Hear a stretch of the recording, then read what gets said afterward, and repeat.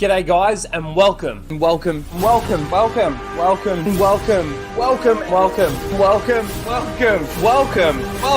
back to Casual Rage.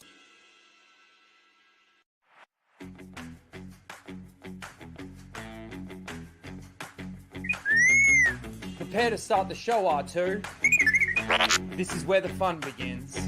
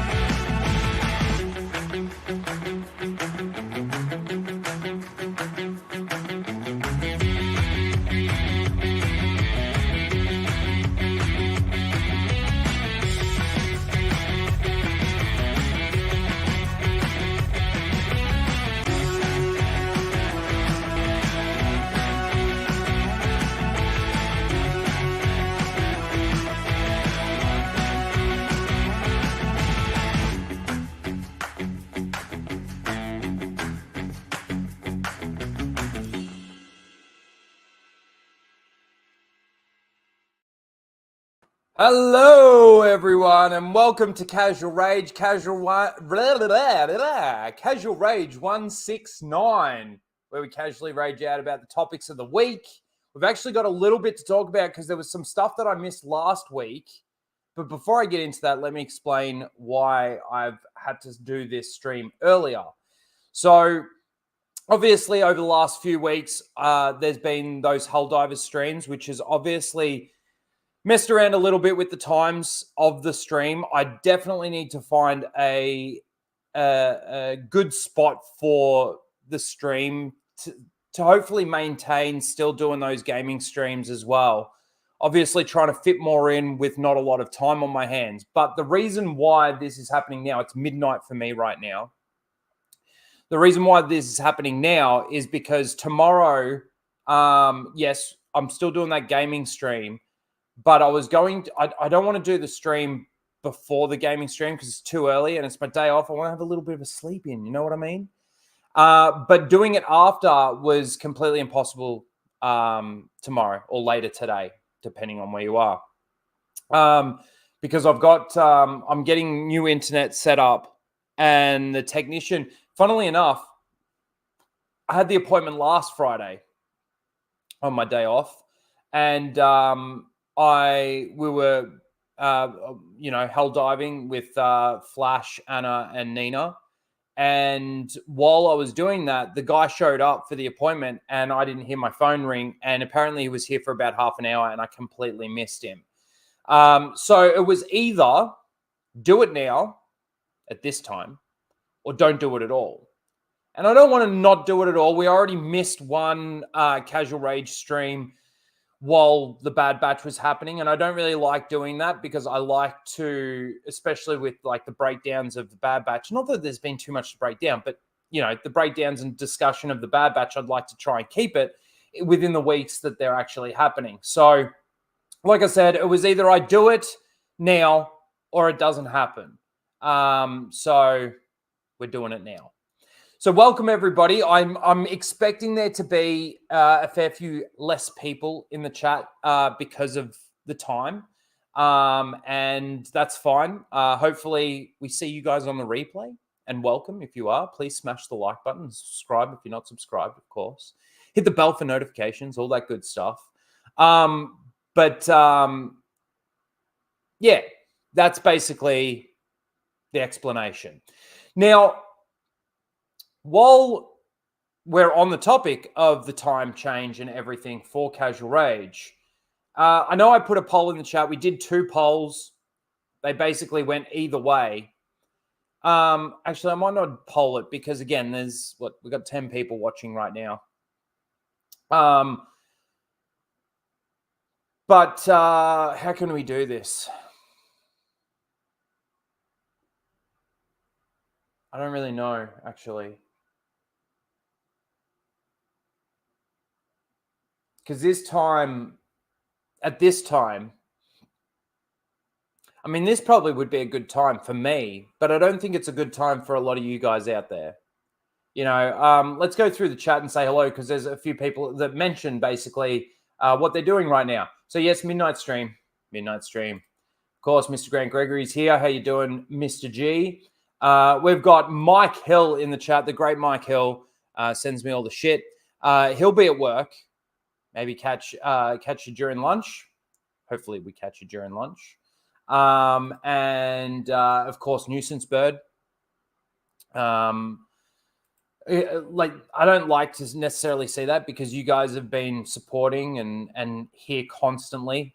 And I would much rather have you here live and being able to comment in the chat and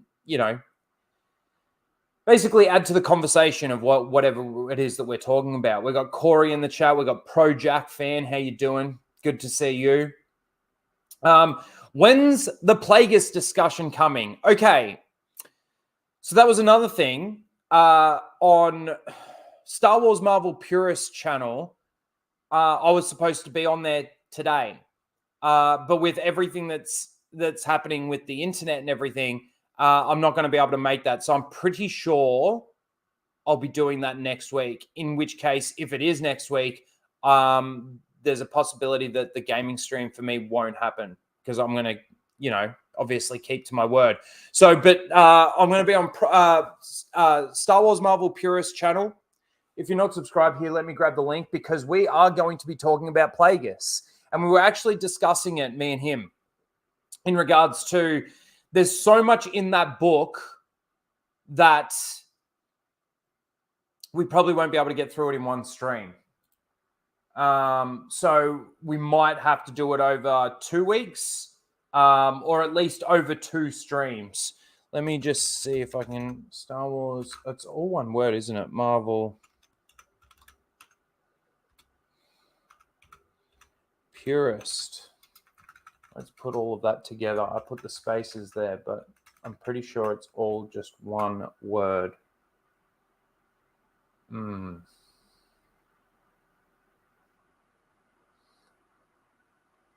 didn't that come up?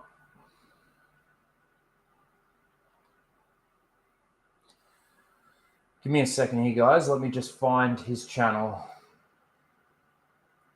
I will go through my subscribes. Man, I'm subscribed to that many channels. How many channels are you guys subscribed to? Let me know. I reckon I've got I'm subscribed to over 300 channels. And there's a lot that I don't, go to. It's just basically the support of that channel. Give them the number. Sometimes there's a video that pops up that I'll watch. Fuck. Star Wars Marvel Purist, where are you?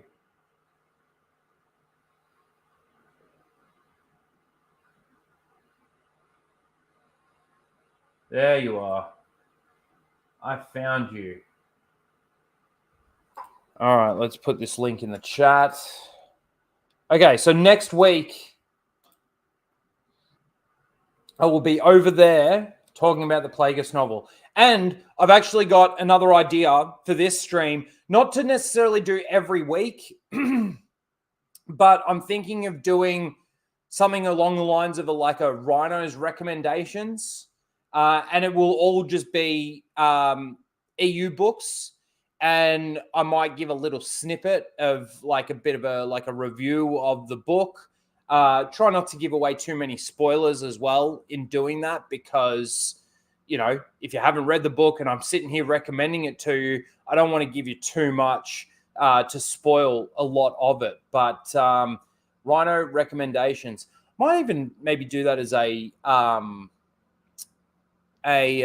series of videos where maybe I can do a Rhino recommends, give you my recommendation, give you a very broad overview. This is all in one video. Give you a very broad overview of that novel or of that book. And then even like halfway through the video, go into a spoiler section, give the warning, say, okay, now that you've heard my recommendation, you've got that broad overview, go and read the book and then come back and finish watching the video. Something along those lines, maybe. It's been thinking about it. Because a lot of people have actually been asking me about, like, when are you doing EU book reviews? When are you going to... And again, I feel like I know enough now to be able to do that. And I certainly have not read everything. If there was anyone, man, there's heaps of people out there that know a lot more and have read a lot more EU books than I have. OG Star Wars being one of them. Ryan Kennel being another one of them. But see, Ryan doesn't really do that kind of content, whereas OG certainly does. She's awesome. And when this message came, Mr. Grant Gregory, there was still 29 seconds left. It was ticking down. So I wasn't really that late. But anyway, good to see you. Who else we got here? Red Hoodwinked, how you doing? An early stream. Yes, an early stream. A surprise to be sure, but a welcome one. I appreciate that. We got Fear of FEMA. Good morning. We got Skirmitar. Good morning to you as well. New time. Let's go. Yes. Well, like as you've probably just heard, it's not going to be a permanent new time necessarily. I just got to work it out, and I got to make sure that I'm on the ball with it as well. This was the hard thing with doing the gaming stream. Doing it before, waking up early, doing the stream, and then jumping on and playing Helldivers. It doesn't give me it basically gives me an hour and a half.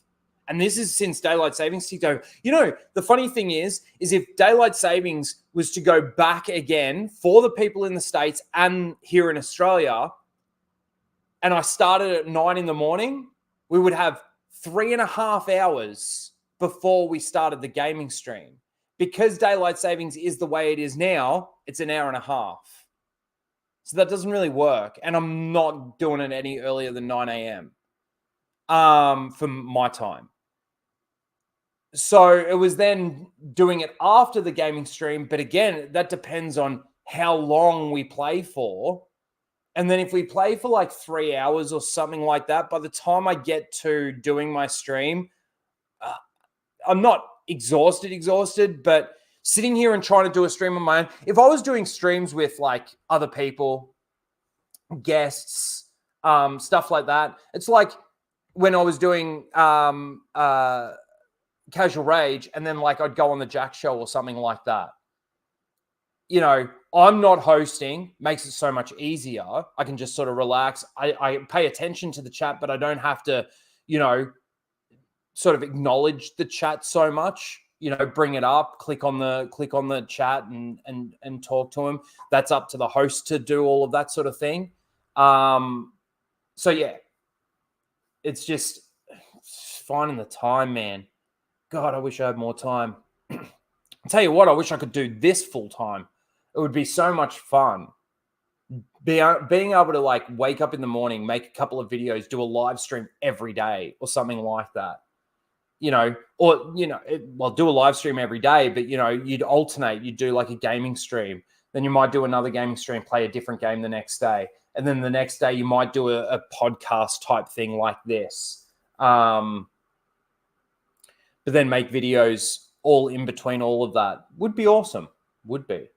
Ryan Gosling is in the chat. How you doing? Good to see you. Early morning. So I'm at work right now. But I'll catch the replay. May the force be with you, Rhino, always. Appreciate that. Yes, do come back and rewatch the stream. It's just going to be like any other Casual Rage stream. We're going to go through all the topics and we're going to do the breakdown. So who else have we got? Whoa, that just jumped on me. Let me scroll back up. Sorry. Fucking Omega Funko. Yeah, I got the Omega Funko. 10,000 subscribers. We blow up the Omega Funko Pop. You blow it up. You blew it up. We blow it up. 10,000 subscribers. We're a little over halfway there. And the subscriber count's been slow. But again, that's because the lack of consistent content that comes out on the channel. We obviously have the Full Aussie channel, which does consume other parts of free time that I've got. And then I do need time just to recharge and, recharge the batteries, basically. How you doing, fellow Rogers? Yeah, good. Good to see you. I'm retarded, that's for sure. But good to see you. Thank you. We got Joe Dog in the chat. What's up? What's up?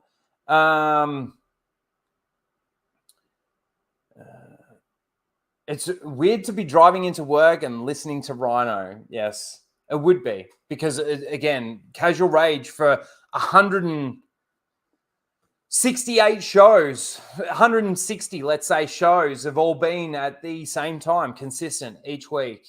Obviously, there's some that have been missed in the middle. I can't believe how quickly we're actually creeping up to the 200 mark. I'm going to have to... We didn't really do much for 100. We did a decent stream. And we didn't really do much for 150. I'm going to have to come up with something pretty soon to do an awesome Casual Rage 200. Don't ask for a 24-hour stream. I'm not doing that. But I'm thinking maybe we could do I don't know. I'd like to do a long man sort of type stream, have guests come in and out, have some of you guys in the chat that are constantly here supporting. If you feel like you want to, you can come on and say hello and we can talk about some stuff.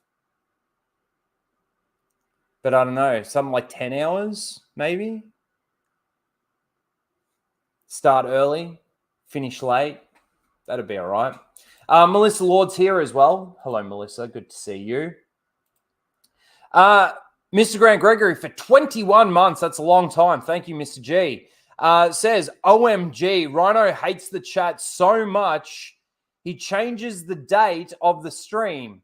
That's not why I hate the chat. No, I'm not joking. You forgot to say happy birthday, Mozza. You bigot. We still doing MozzaCon at your place this year. Roll your dog, #roll your dog, and poll it your dog. Oh, like poll the thing. All right, we'll do the poll. All right, let's break down this. Say super chat. First of all, happy birthday, Mozza. I know it was yesterday, but I also know that it was today. So happy birthday to Mozza. MozzaCon at my place this year.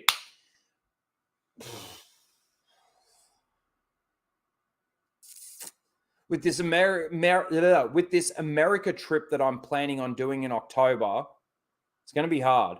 We could do it. We could do it over a weekend, as long as that's all it was. Because I need to save up as much leave as possible. And then when the hot water system blew here, I had to cash in some of my leave, just a week's worth. So that kind of didn't help the situation. All right, let's fucking poll this shit. Give me a sec. All right, what are we asking? Casual Rage when? Okay, so you know what? I'm going to do this as my times, and you guys out there will just have to calculate what that is for your time, because it's way too fucking hard for me. So we're going Friday. Not T, it's a fucking Y, you weirdo. Friday, 12. Is it 12 a.m.? Yeah, it's 12 a.m. That's right now. That's when we're starting. This stream right now is the Friday 12 a.m. Then we've got Friday. Again, this is for me, guys, and I'm on Australia's East Coast. Friday 9 a.m. I really don't want to do this time, but I'm going to put it in there anyway. And then we go Friday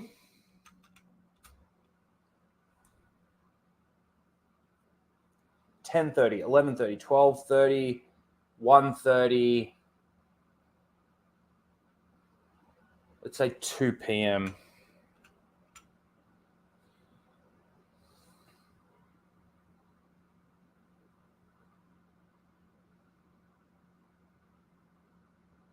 It's actually kind of good because you guys would have at least some kind of understanding of that. The first time we changed the time, we did it in the Friday 2 p.m. sort of range. No, that's not true. The first time we did it was the 9 a.m. Then the second time was the 2 p.m. and then this one's the 12 a.m. There you go. Work out your time zones. All right, let's see who else we've got here. Blake says, let Charles and Eric decide the time change. I don't know about that. I'm watching now and listening. Oh, I'm working now, sorry, and listening.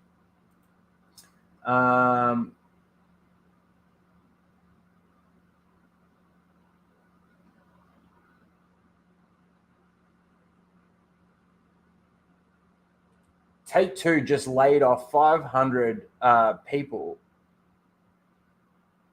a couple of days ago for GTA 6 and good. Man, I've been so out of the loop with all the game stuff. The only game that I've obviously been paying attention to, like the games that I've been paying attention to have obviously been the Star Wars ones. And the most recent thing has been the Outlaws stuff. We talked about it last week, but I tell you what, that DLC fucking situation that they've got going on right now is ridiculous. And the funny thing is that I was actually talking to Lethal. We were just playing a little bit of Helldivers and we were talking a little bit about it. And he happened to mention how much debt Ubisoft is in. And that's probably why they're doing it. The funny thing is by doing it the way that they're doing it, they're going to lose sales. Whereas if they had have just given it to everybody at a good, decent price, like the whole lot, just to everybody, you can add in. I don't like the idea of pay to win sort of shit, but add in a couple of things that you can purchase so that they can get a little bit of extra money out of the people that do want to spend that money. But to have missions and stuff like that. I was watching Ryan's video today, and apparently, the DLC, the one that you've got to pay the fucking monster amount for, in Australia, it's over $200 for this game with everything. It's beyond a fucking joke. Now, despite the fact, if it was $60, I'm not buying this game. I'm not buying. I know that there's people out there that don't believe me, and that's fine. I'm not buying this game. You won't see me purchase it, and you won't see me playing it. I'm just not. But yeah, they probably would have sold more copies if they had have had it at a $60, $70 price tag with everything. With everything. Now, $60, $70 price tag, I'm talking US dollars, so it'd still be over $100 Australian. But for fuck's sake, man, they're gonna lose money on this game because of how they're planning on releasing this thing.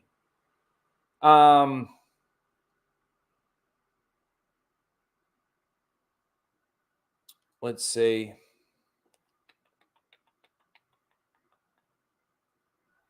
Mr. Grant Gregory for $2 says Rhino and Grizzy stream when?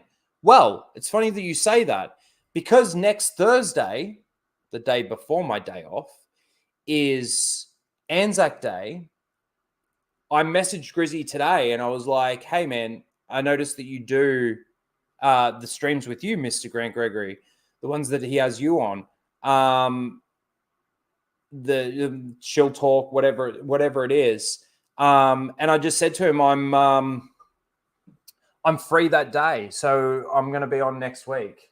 So go check out let me put Grizzy's link in the chat. So I'm going to be on Grizzy's on Thursday, and then I'm going to be on Star Wars Marvel Purist on Friday. Should be good. Should be good. But thank you, Mr. Grant Gregory, for the super chat. Let's see. Who else we got? Yes, there's Star Wars Marvel Purist link. Go check that out. Look at your chat. Why do I need to look? I'm looking at my chat. I'm highlighting chats. What do you mean? Just because I'm not at the bottom of the chat, I mean I'm not looking at my chat.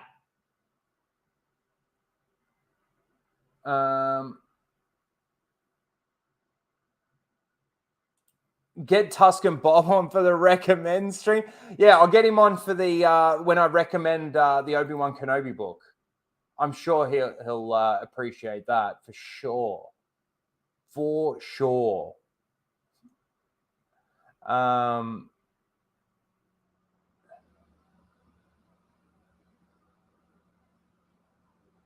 us your problems all at once. Long stream. Let's see who else we got here. Darth Cisco, how you doing? Good to see you. Decrepit, I think that is. What up? What's up, dude? Unlimited power. You go live this early?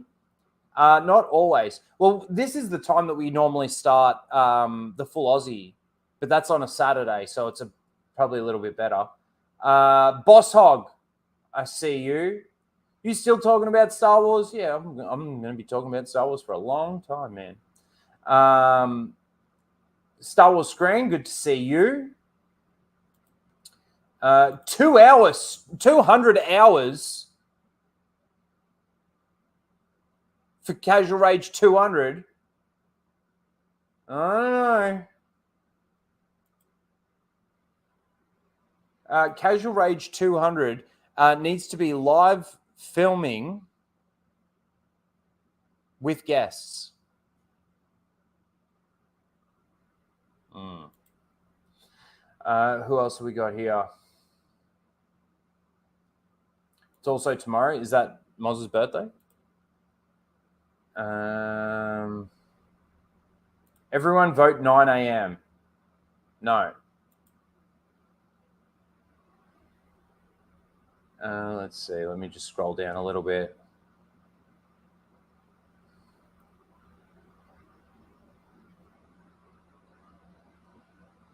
Epic Mike. Why is Australian time the worst? Tell me about it, man. Fucking tell me about it. Why can't it be midnight for you guys right now? Or half past midnight? Come on. We're the ones in front of you guys, so you guys should just match up with us. That'd be better. Hey, how you doing, Mike? Good to see you, man. Why don't I have a wrench? That's a fucking great question. Hang on. What happens if I click on that? No, that doesn't work. Hang on. Let me mod Epic Mike here because that's a great question. Add as moderator. Standard. Save. There you go, Mike. There you go. Of course. I can mod you for sure. Let's see. Ubisoft is a dead company. Man, they're in fucking big trouble. They're in massive amounts of debt. At a zombies mode. What, to Outlaws? To Outlaws. At a zombies mode. Well, it wouldn't fucking surprise me. We've got now fucking zombies in Star Wars, so why not? Why not? Just do it. Just fucking do it.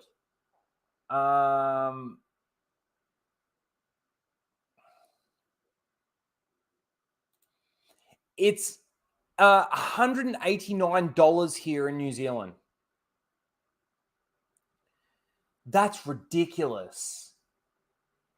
And that's for obviously the full pack, right? You want to hear another problem that I'm having? I've got a really itchy back, and it's right where my tattoo is. And I don't know. It's really uncomfortable. $189. That's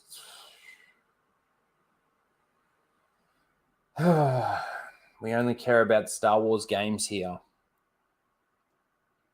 The raging Satanists. Let's see what else we got. Who else we got? He's literally playing it right now. I'm gonna gift it to you. No. Don't. I'm telling you now. Is there a way that you can stop people gifting the game? Like, deny it? Like, I don't want it? Through Steam? Let me know, chat, because I'm not, savvy with all that stuff. I'm a boomer. You got to remember that.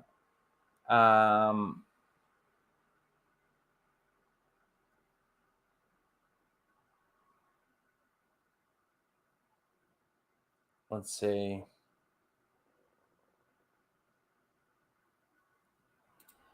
This exclusive mission stuff is so common with Ubisoft. Assassin's Creed has had them for years. Well, that's true too. But this is the thing though, is that it doesn't, with the Assassin's Creed ones, it almost seems like they don't really, those extra DLCs don't matter too much, I don't think. Some with Far Cry and Avatar.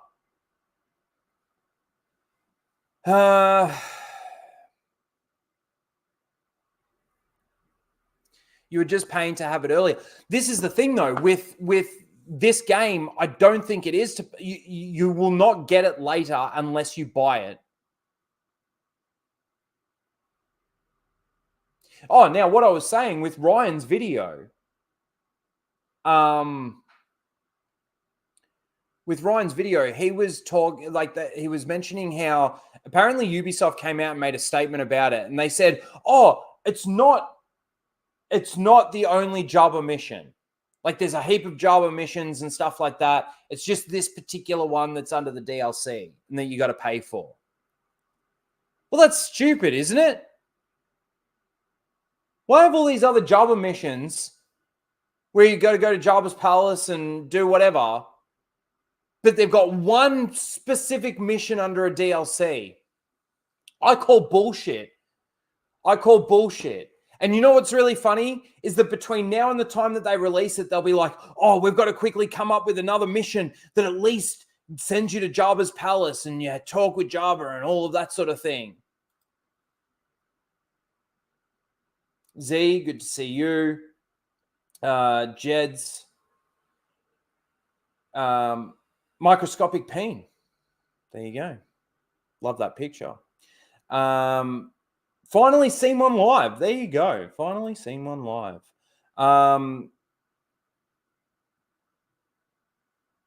Why does Rhino have such an aggressive accent? I do find, like, since doing like a lot of the YouTube stuff, like Lethal's accent's definitely different from mine. I think Mozza and Lethal are different. I think me and Mozza are different. And I even think me and Grant are different. But mine and Grant's, I reckon, are the closest. See, at least we say Grant's name correctly. We say Grant, not Grant. Grant sounds like something you do when you try and fart, but like, I did a Grant. Oh, and you kind of shit yourself a little bit or something.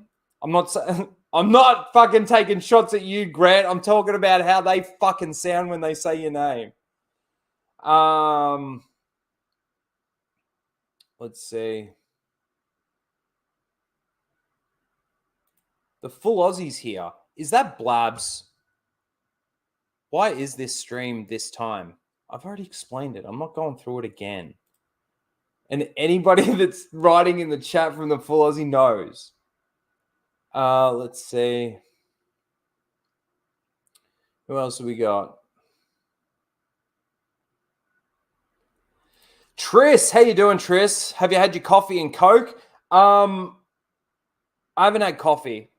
I don't really want coffee because I don't want to stay awake, but I'll have an energy drink, which will probably keep me awake anyway.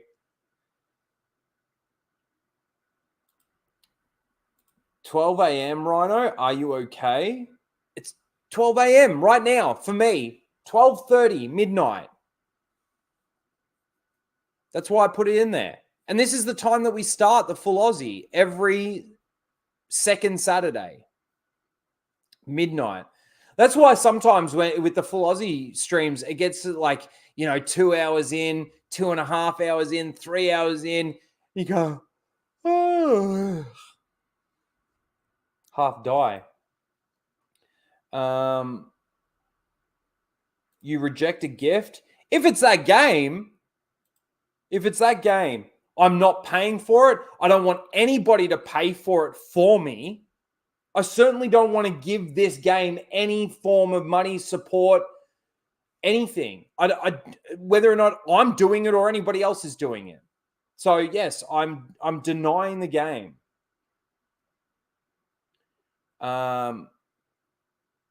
Yes, it's Grant, not Grant.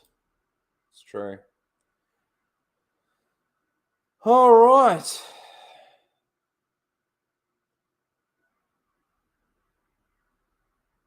Static 2020. Is that supposed to be who says Grant? Lethal and Mozart. Say Grant instead of Grant. Grant. A-N-T, Grant. Okay. We're all caught up on the chat. Thank you all for being here. I'm actually a little surprised. 23 people. Obviously a little bit low on the numbers compared to what we usually get, but I am expecting people to come and watch the replay. So if you are watching the replay, cheers to you and thank you for coming and watching. Please smash the like button, subscribe if you're not subscribed, and leave a comment. I do read the comments, and yeah, that'd be great. I appreciate it.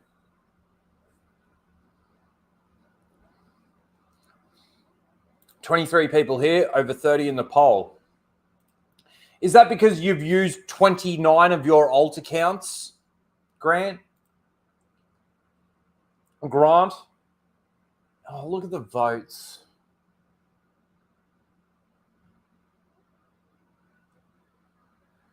So at the moment, with 38 votes in the poll, 55% say 9 a.m. Friday, 18% say 2 p.m., and 26% say this time, midnight. God.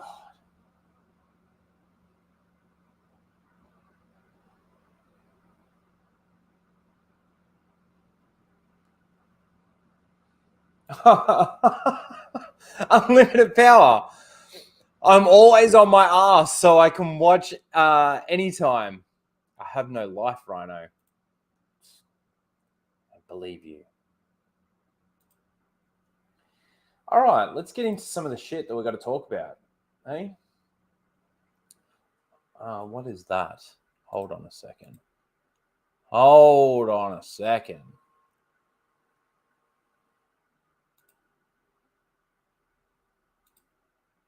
Oh, it's just that. All right, cool.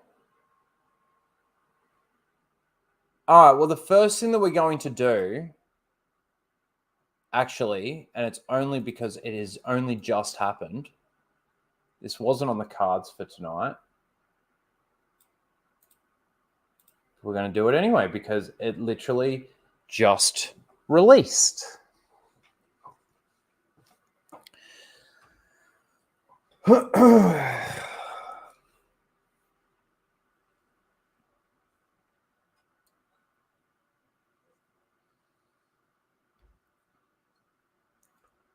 Do I still have my Teespring store up? I think so.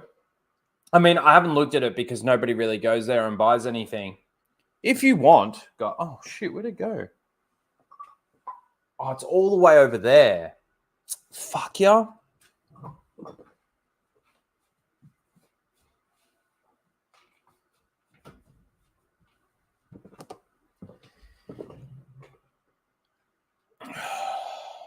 Cat hair all over it.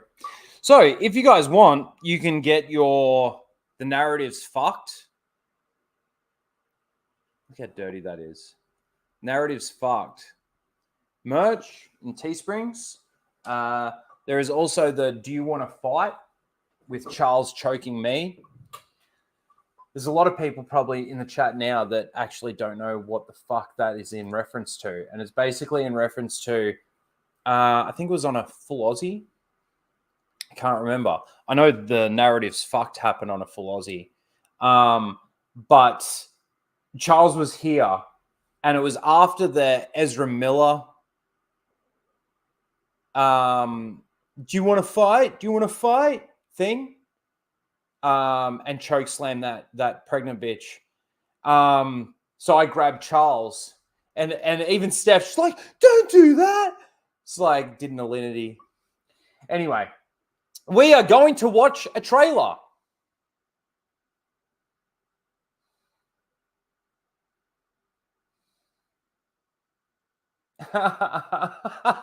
Walking around in his robe. Who does he think he is? Hugh Hefner? No, this is my Jedi robe, man. It's my Jedi robe. See? Yes. Hello there. All right. This only just dropped minutes ago. Well, when I say minutes ago, it was basically 45 minutes ago. When I started the stream, this dropped. So the first trailer for Transformers 1 is out. Let's watch. Hey, what is up, Transformers fans? Well, this is it, Brian. Our trailer is about to drop. Oh, man, I can't wait. I can't wait either. Oh, yeah, then let's drop it. Here it comes. Let's do it. Okay, let's do it. Okay. The Transformers 1 trailer starts now. Do you want to do it? That's good. I like that. I like it too. The Transformers 1 trailer starts now. So,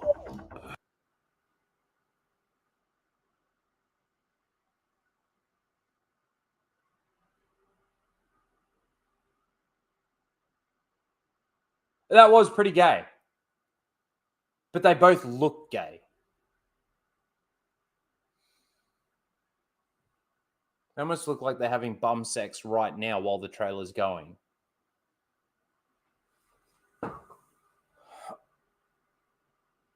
Man, I don't know how I feel about how this looks.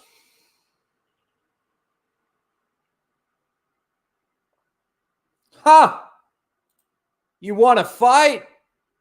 And that's the merch. What the heck is this? Who was top, though? I don't want to speculate on that. It's just gross. I don't know how I feel about this and the way that it looks. They can't be serious. I'm kind of feeling the same fucking thing. I don't like this. We've seen one fucking frame and it looks shit. Now, look, I'm probably more a Turtles fan than I am a Transformers fan. But don't get me wrong, I was definitely I loved watching Transformers as a kid.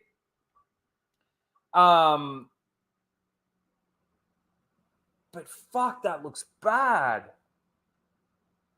What's with their heads? You know what they look like? You know what they look like? They look like the Goombas from the Mario Brothers movie. The 90s Mario Brothers movie. That's what they look like.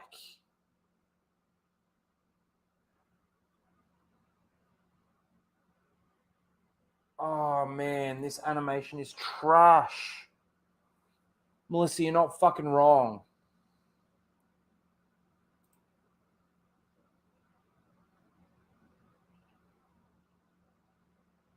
Oh, all right, let's just watch it. Fuck. I was just a teeny bit excited for this, thinking maybe there's no way I could sit through an entire movie of this kind of animation. No fucking chance. How long do you think we'll be here? I'm not talking to you.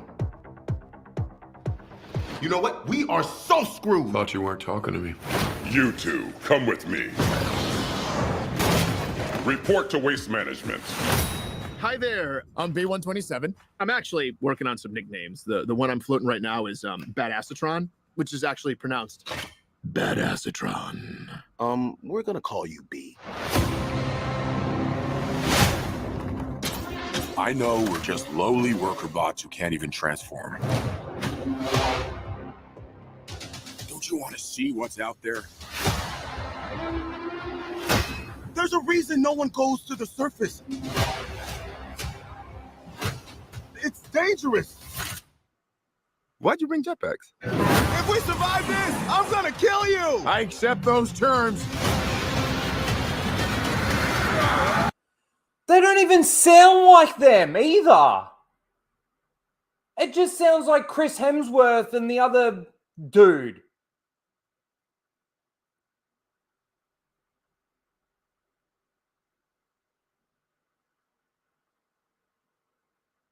It looks terrible. You're not fucking wrong.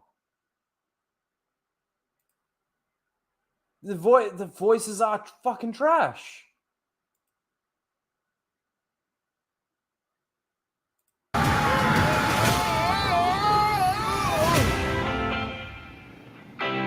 Why do they do this? It's beautiful.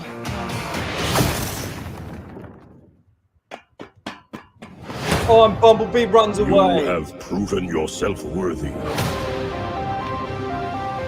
Take these and access your full potential.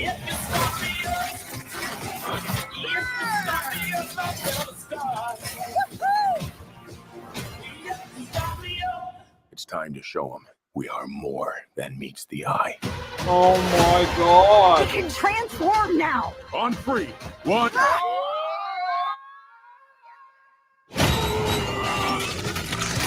It's working. Where's my head? How do we use these things? Oh, look at wheels! I need wheels! Woo! Guys, that's not good. Okay, correct me if I'm wrong, chat. Correct me if I'm wrong. But if they're on Cybertron, what have they got to scan that makes them look like a vehicle? Makes Megatron look like a truck.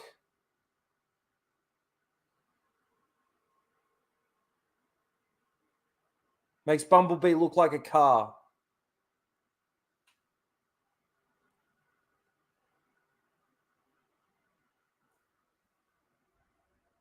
Powers for a reason. Let's use them. We stand here together as one.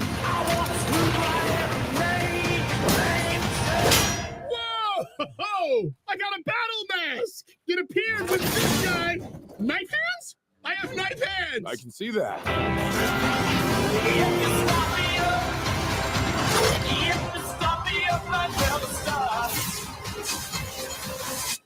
These are not the bad guys. Why did you cut the door? No, it was already like that. Right? Yes, that's right. Yes. It was it was already like that's right.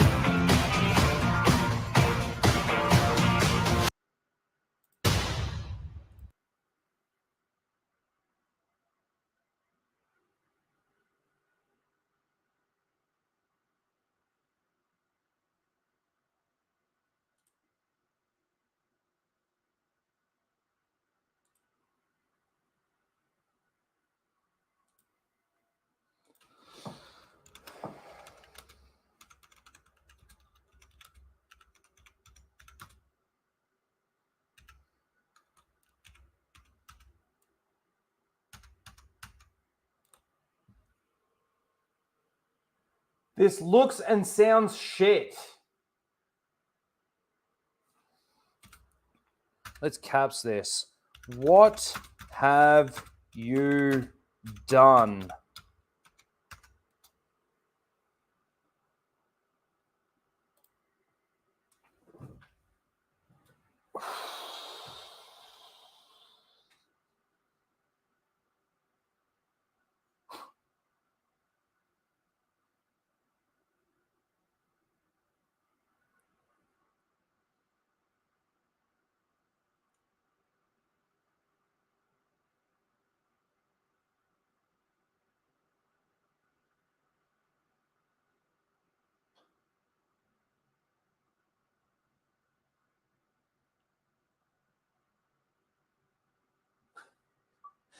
Rhino, I'm sorry about this, but I demand monetary compensation for you subjecting me to this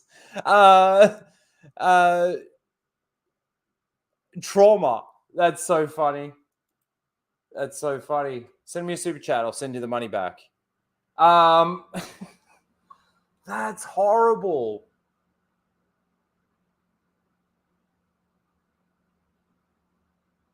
That's actually horrible.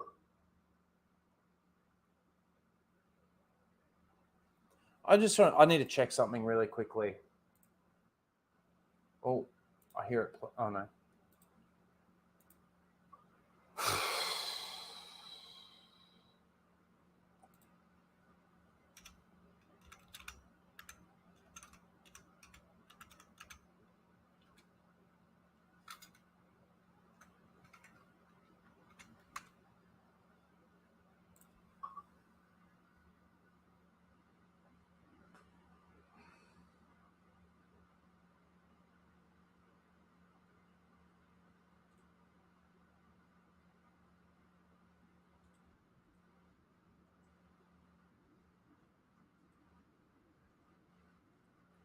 You know what they've tried to do?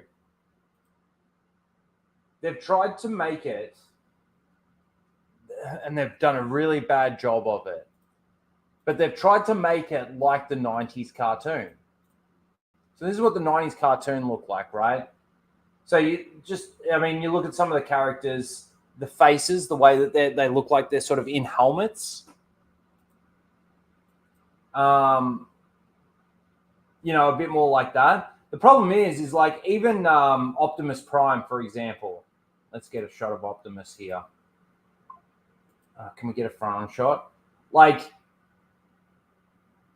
he looks bigger in this than he does in that. He looks like a scrawny piece of shit in the trailer that we just watched. Going to bed. Screw this. All right. Good night, Grant. Yeah, that's bad. That is real bad. Real bad. I'm so disappointed with that. Really disappointed with that. God damn it.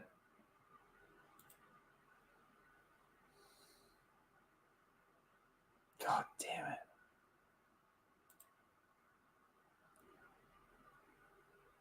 See, that's the thing. Like I said, I was kind of like,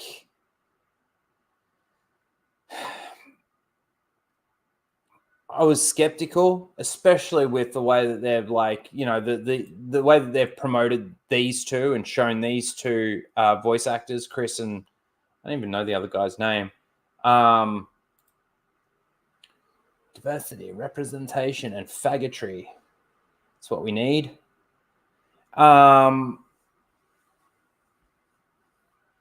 But I sort of had a little bit of hope. I guess it's my own fault, really, for allowing myself to have that hope.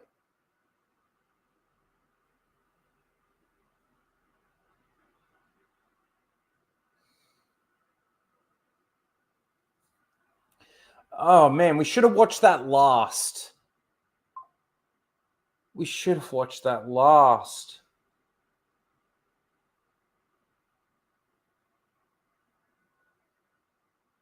That's so disappointing, man. All right, I gotta change tunes after that. That's so disappointing. So very, very disappointing.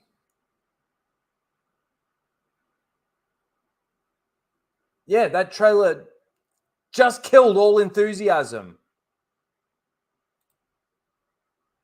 My God. What are they doing to, like, this is one of the reasons why a lot of people on, let's say, my side of the aisle, a lot of you guys in the chat keep saying, fucking come up with something new. Make something new. Stop taking stuff that is beloved and from the past and changing it and making it like, we don't need this origin story. We don't need it. It's completely unnecessary. They tried to throw so much comedy in there as well. Why do they have to make it like Guardians of the Galaxy 1? That's lightning in a bottle. But everything has to have this sarcastic comedy that just shouldn't fit in a Transformers fucking movie. I'm not saying that you can't have funny moments, but they should be ironically funny. If that makes sense, like almost an unexpected joke and not even a like, knock, knock, who's there kind of joke. That's not what I'm saying. I'm just saying like within a conversation, something along the lines of when Thor and Star-Lord. Now, I know that there's people out there that don't like those scenes, right? But those were, when he's talking, like trying to mimic him, right? It's kind of like, you kind of sit there and you're like, man, this is stupid, but it's fucking kind of funny.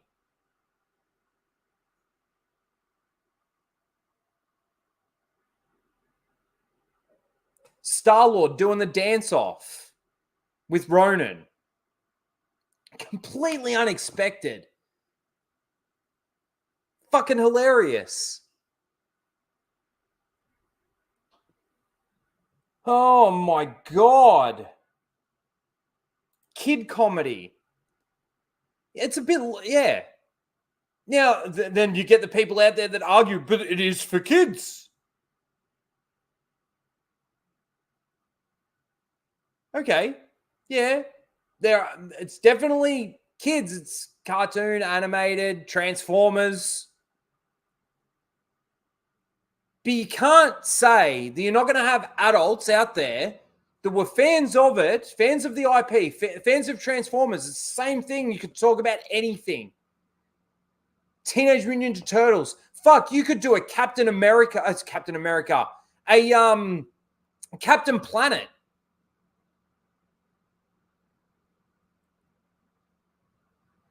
And you'd have those old school 90s kids that are now adults that would, let's watch some Captain Planet, some new Captain Planet. All right. Now that goes against my argument of come up with something new, you retards. But if you're not going to come up with something new, how about you stick to, let's say, I don't know, the source fucking material? How about you keep Transformers as a bit more on a serious note? You didn't even see half the amount of comedy that you saw in that trailer in the original 90s animated series. In the entirety of the animated show.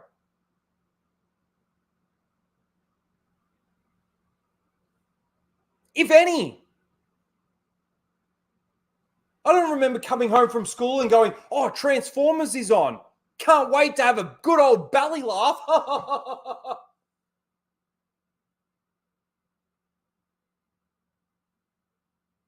No, shit was serious. Now, you could make the argument because I haven't watched it yet, but X-Men 97, a lot of people that I've talked to A lot of people that I trust have actually said that it's pretty fucking good.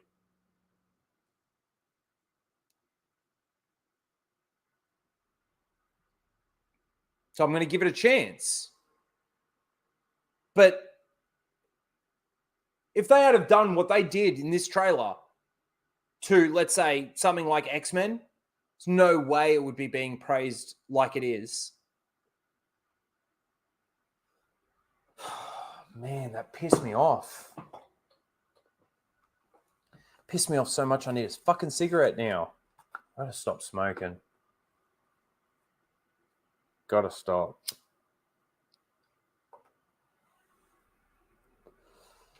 All right, let's talk a little bit of Star Wars news.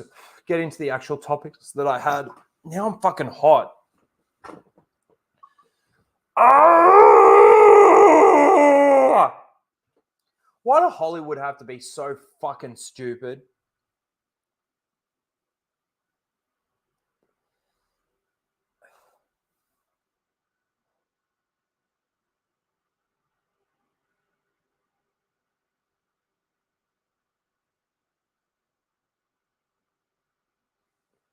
Hand-drawn animation is always better. It's true. It is true. All right, let's move on. Let's move on. I'm so disappointed with that. So disappointed with that.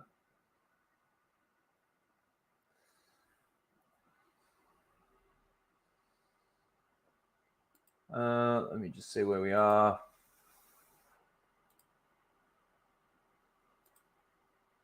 All right. There's a couple of just, we could say, headlines that I've seen recently. A lot of it thanks to Mike Hill. Thanks, Mike. Appreciate you. Let's take a look at this stuff. I'm just going to take my headphones off because my head's now fucking, my ears are now sweating. Gross. Ugh. All right.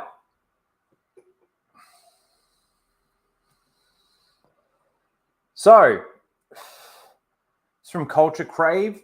Says Tony Gilroy, the non-Star Wars fan who got given a Star Wars project and decided to, and actually blatantly came out and said, oh, I decided to put the aliens and the droids in the background. Not that there's actually even very many in the background. Tony Gilroy says Andor is the most important project he's ever done. It's kind of interesting to have a person that said that they've never liked Star Wars, never really, got into it, to say something like that. And we're actually going to get some context. Because guess what? Tony Gilroy just got awarded the WGAE Ian McClellan Hunter Award, the Writers Guild of America East. Okay. What did he get the award for? Was it for Andor?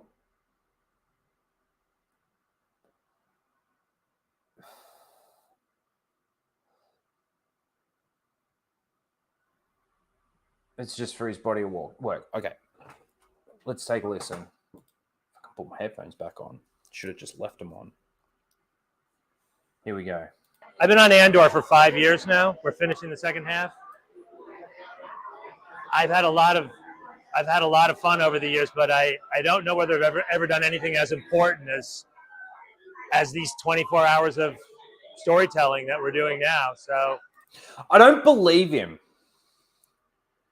I don't believe him when he says, I don't think I've done anything more important than the 24 hours of storytelling that he's doing with Andor. You know why I don't believe him? Because I believe him when he said that, like, he really didn't care about Star Wars. Why is that the most important thing? Is it because maybe We'll have to wait for season 2, but are they going to try and use something from season 2 to help the sequels make sense? Just like they're using everything else that they bring out on Disney Plus when it comes to Star Wars to make the sequels make sense, retroactively tell the story. Because they couldn't tell a story in 3 movies. You know, what's really funny is by retroactively having to tell the story and having to explain how these sequels make sense, they're admitting fault without admitting fault. They're admitting that the sequels are shit without coming out and just saying, yeah, we know the sequels are shit. Because if you can't tell a story in 3 movies, like what George did with the original trilogy, like what George did with the prequel trilogy, then there's something really fucking wrong, isn't there? And we've known it for years. I know all of you guys in the chat, you've known it for years. But the Bad Batch, the Mandalorian, Project Necromancer, in Andor with the mention of Canto Bight, like all these little Easter eggs that they put in that attaches to the sequel trilogy is basically an admission of the crap that they've come out with. Second half, so there'll just be 2 seasons. That's correct. That is correct. It was always just 2 seasons. And it basically is the lead up to... it wasn't... No, sorry, that's not... No, I lie. It wasn't always 2 seasons. I think it was more than... I think it was 4. But then they decided to put those last 3 seasons into the second season. And I believe, if I'm not mistaken, it's like 2 or 3 episodes will tell like a story in this time period. And then there'll be a time jump. And the next 2 or 3 episodes will tell a little story in a different time period. And then we get another time jump. And that's how they're doing this final season, which is horrible in itself. Anyway, let's continue. I don't know if it's just because it's the thing I'm on, but I don't think so. I've never had a chance to work this big before, so it's a pretty big deal for me. Oh, so it's the most important thing that you've ever worked on because of how big the production is? Is that what you're trying to tell us, Tony Gilroy? I was 4 years old. My father was a member of the guild. Other than about 5 or 6 years in my 20s, pretty much every doctor's visit I've ever had in my life has been covered by the Writers Guild. My safety net has been the Writers Guild growing up and then on my own. I mean, it's a fundamental, for the people in this house tonight, it's a fundamental cornerstone of their lives.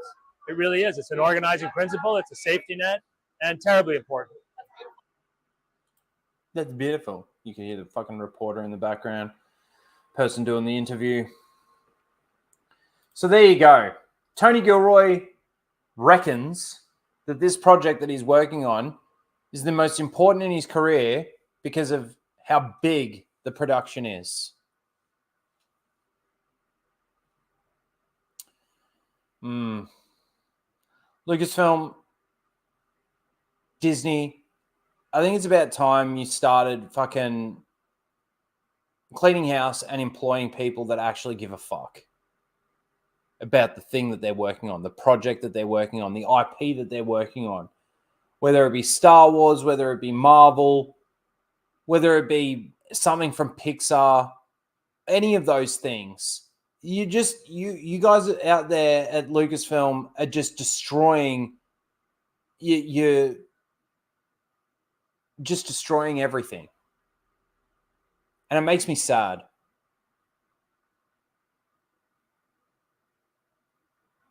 You know what makes me sad more? Is that me as a kid, or maybe even a lot of you guys as kids, or when you were kids, you know, you watched a lot of these shows, cartoons, and despite the fact that they were maybe designed for kids, the level of storytelling, the level of character development, it was always solid and it was always there. And the kids these days, they're just being given absolute garbage to watch. Absolute fucking garbage. Whether or not it's got wokeness stuff in it or not, the DEI crap and all of that other bullshit, whether or not that stuff is in there or not, the stories are just crap. And, you know, kids are so naive that they would sit there. They'd be the ones that would more likely sit there and say, hang on a second, that doesn't make sense. Especially when you get those kids that are like, again, they just want to watch something over and over and over and over again. The more they watch it, the probably more that they fucking start to hate it. There's only one thing that we could say to Disney right now. Isn't there? They came bounding over. They came bounding. Disney, you fucking cunt! It's pretty much all that can be said.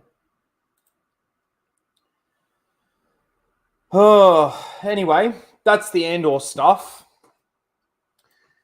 Let's see, what else we got?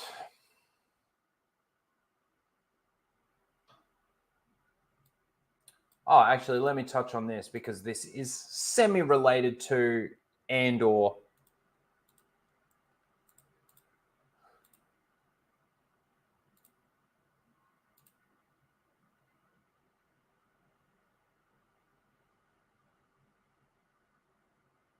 Bo, I think. Willymon.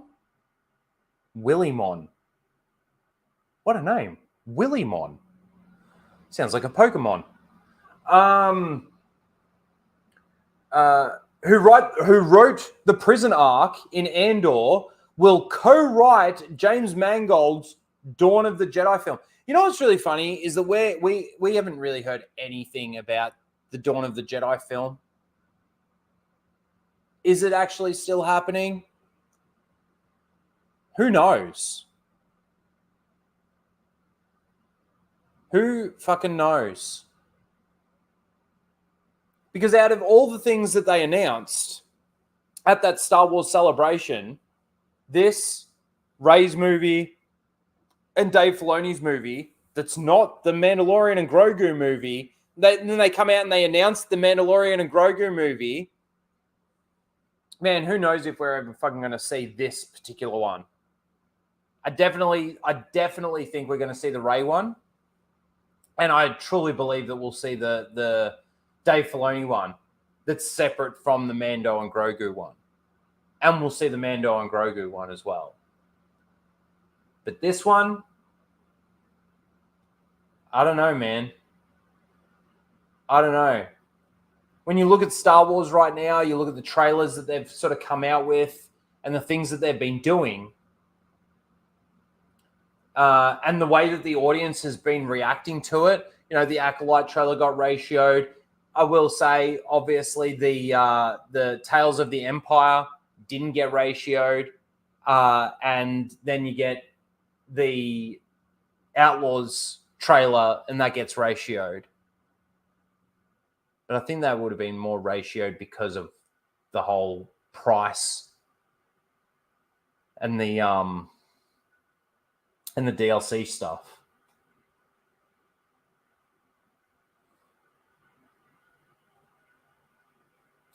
Yeah, probably.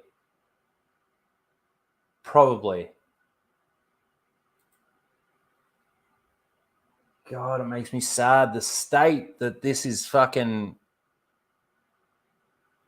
I gotta. You know, it's so funny. I get to points where I'm like, all right, I'm able to let go.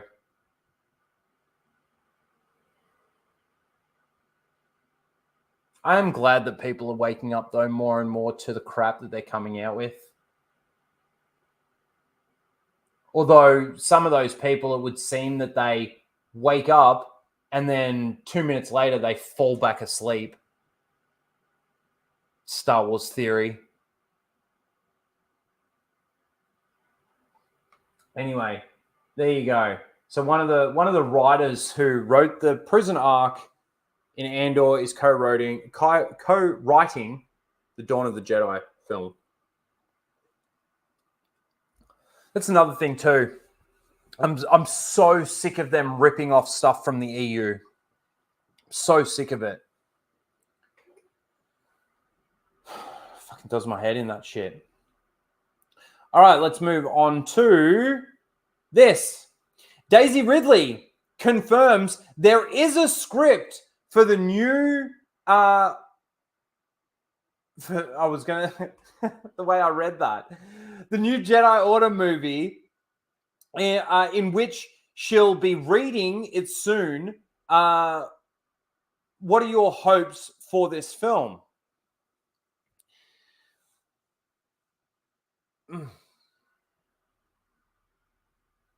Okay, if there was a script already, like this is stating, it surprises me that Daisy Ridley hasn't already seen it. There was another one, and I don't know what happened to that tab, to be honest with you. But there was another thing where apparently Daisy Ridley is saying that she'll be reading the script next month.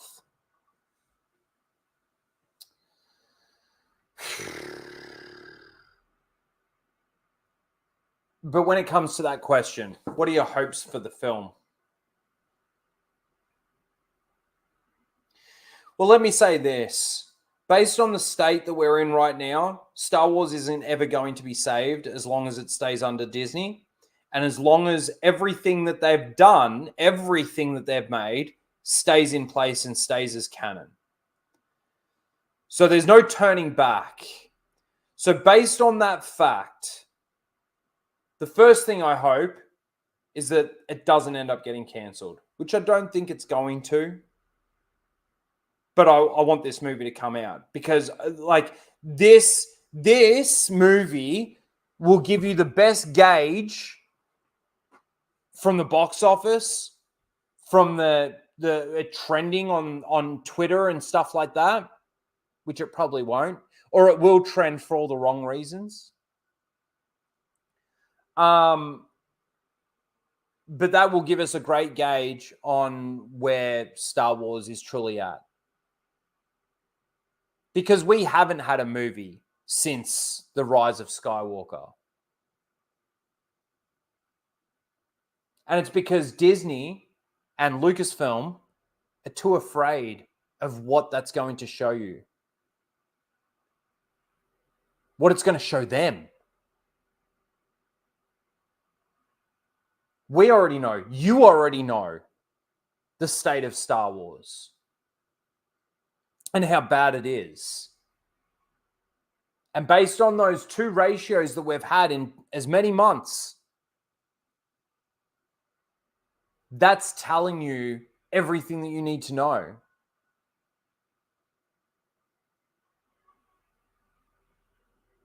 At this point in time, Solo, I believe, and again, correct me if I'm wrong, Chad, but Solo is the only Star Wars movie to ever lose money.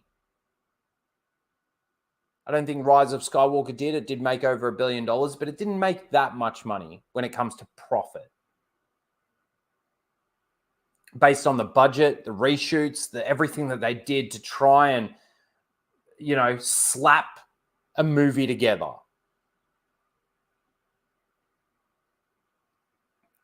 And I still think that there was a lot of people back then that went and saw it, that knew it was going to be shit, but went and saw it for their YouTube channels, knew that they were going to be able to fucking shit all over the thing. So my biggest hope for the film is that it just doesn't get cancelled. I don't want this to be cancelled. As much as I don't want it to exist, I want to see it because, like I said, this will give us a great gauge on where it's at. Through the box office. And I don't like when it comes to like Mando and Grogu or Dave Filoni's movie, or even that Dawn of the Jedi movie. This is the movie that's going to tell you everything that you need to know. Because it's Rey. It's the continuation of their story. You know, the Mando and Grogu movie is going to take place timeline-wise, before this movie. The Dawn of the Jedi movie is going to take place well before this movie, well before all the movies. The Dave Filoni film, Mandoverse film, I believe, I mean, we don't know for certain, but based on the fact that it's the Mandoverse stuff, it's going to take place before this. And again, once again, stealing the name of New Jedi Order.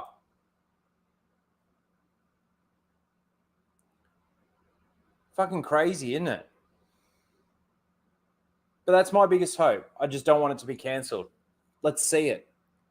Let's see what you come up with, Lucasfilm, for this. Let's see what you come up with, Charmin Obaid-Chinoy, for this Star Wars film. We all know the Force is female. And that's going to be fucking thrown in your face in like 2 months' time with the sizzle reel called the Acolyte. So let's see it. Let's see it. Let's see what corrections you've made. You're already starting to admit fault through all the shit that you've come up with, through all the shit that you've done. The retroactive storytelling of conveniences, just like this last episode of The Bad Batch. Everything just happens conveniently so that you can continue your plot, so-called plot, moving forward. And it's predictable. As predictable as it fucking gets, man. There's no surprises. None. And super loaded with mystery boxes that sometimes they answer and sometimes they pay them off. More often than not, though, the payoff is just it's a nothing burger. It's a fart in the wind. Quite literally. Like that Merrick guy or whatever the fuck his name is from Ahsoka. It is literally a fart in the wind. That was a mystery box, allowed everybody to go out there and start speculating. I even did it. Could it be Ezra? Could it be Kanan? Fucking clone of Kanan? Fuck. Who else could it be? Nah. Ha, gotcha. Subverted your expectations. It's a nothing burger. And I really feel like it's going to be the same thing in the Bad Batch with that one that everybody thinks could be Echo or Cody.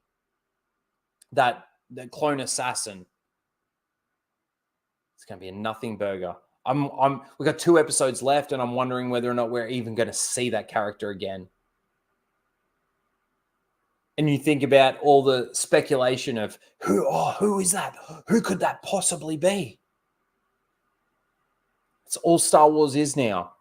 Self-referencing and just mystery box, fake excitement for the mystery box reveals.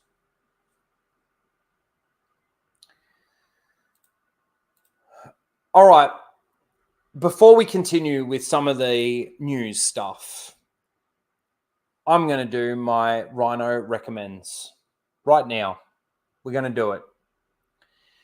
So the Rhino recommends stuff, if you weren't here earlier, it's just going to be my recommendation of a EU book or series of books. I'm going to try and keep it as individual books. But even the one that I'm about to mention is from a trilogy of books. And the book that I am going to recommend is the first shit. Now I gotta make sure I get the right one. It's the first Bane novel. It's the first Bane novel. Is called, I should have remembered, Path of Destruction. The Path of Destruction. Now, it is out of a trilogy. It's the first book out of a trilogy of books. It is by far the best in the trilogy. I'd say it goes book 1, book 3, book 2 in regards to the quality and how good, what you get out of it. But that first book is incredible, like absolutely incredible. We basically get a bit of an origin story of Bane. And throughout the book, it goes back to him remembering stuff as a kid. And him remembering, you could almost say retroactively remembering the first time he used the Force without knowing that that's what he was doing or knowing that he caused something to happen. And this was something, again, that Lethal and I were talking about while we were hell diving tonight. Because I mentioned that Bane was the one that came up with the rule of 2, which isn't true. And that's, Lethal corrected me on this. And I already knew it. And I'd said it as soon as he said, no. The person who created the rule of 2 was actually Revan. I'm just going to throw this out there. I'm not going to tell you how Bane came across that information. I tell you what, though, when he does come across that information, and you'll know the part that I'm talking about if you do read the book, the way he laughs, Bane laughs, when he gets that information, and not only does he get that information, he gets a whole plethora of knowledge.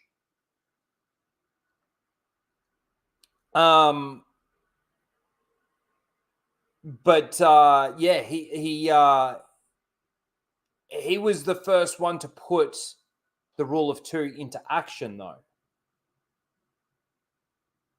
And the way he goes about it, everybody talks about Order 66 and the purge of the Jedi, right?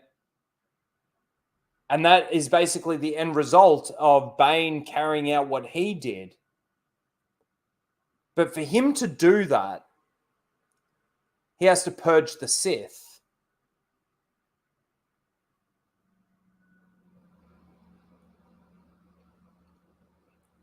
And the way he does that, the manipulation, everything that he does is incredibly plotted out, and he's making it up, in a way he's sort of making it up as he goes along, but in the same token, it's very calculated. Man, there's even times where he almost dies. Again, I'm not going to tell you how obviously he doesn't. It's 3 books, right? But man, and he allows himself to underestimate people, makes himself promises that he'll never let that happen again, and he doesn't. Fucking great book. Highly recommend. It's one of my favorite EU books is The Path of Destruction, the first one. I'm just going to throw this out there, and I've said it before, and I think all of you guys know this, but my favorite EU book is by far Plagueis. Like, it's kind of hard, though, because I could almost categorize it as an individual novel. if we're just talking about one isolated book in the entire expanded universe, it's the Plagueis book. It's not like there's a sequel to it. The sequel's the movies, right? It actually crosses over, which is fantastic. But then if we're talking about like a series of books, it's hard not to go past the Heir to the Empire trilogy, but this Bane trilogy is right up there as well. Right up there. You know, even going through individual books as well, you could almost say that both Maul Shadowhunter, now I'm going off on a tangent. I'm supposed to be talking about one book. Maul Shadowhunter and Maul Lockdown. Excuse me. Maul Shadowhunter, Maul Lockdown. Those two books are fantastic too. And they cross over with the Plagueis book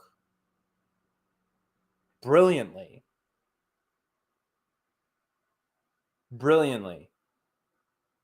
And you know the crazy thing that I'm just sort of thinking as I'm talking about it, the continuity.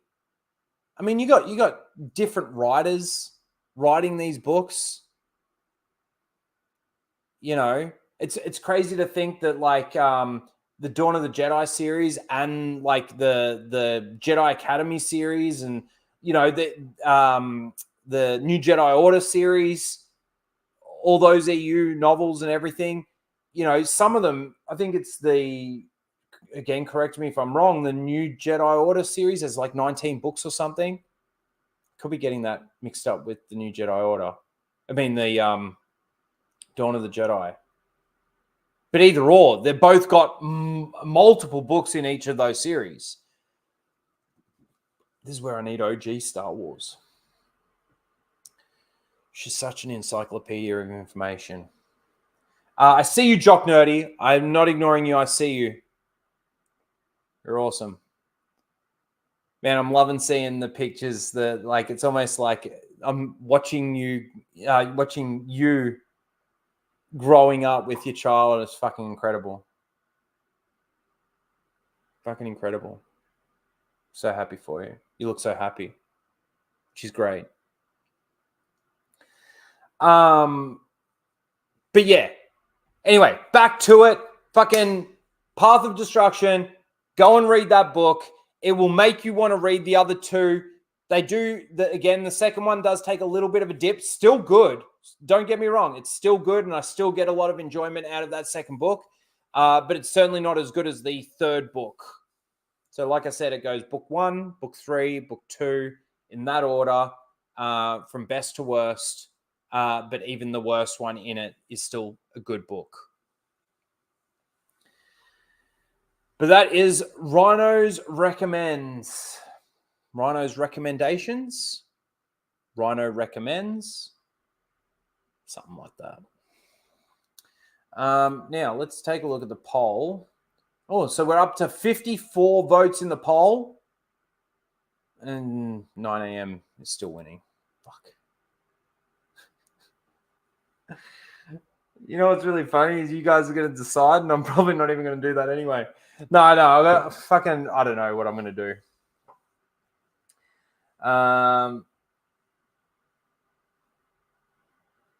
Thoughts on the Dark Nest trilogy? Well, I'm a little ashamed to say this. I don't know what the Dark Nest trilogy is. Let me take a quick look.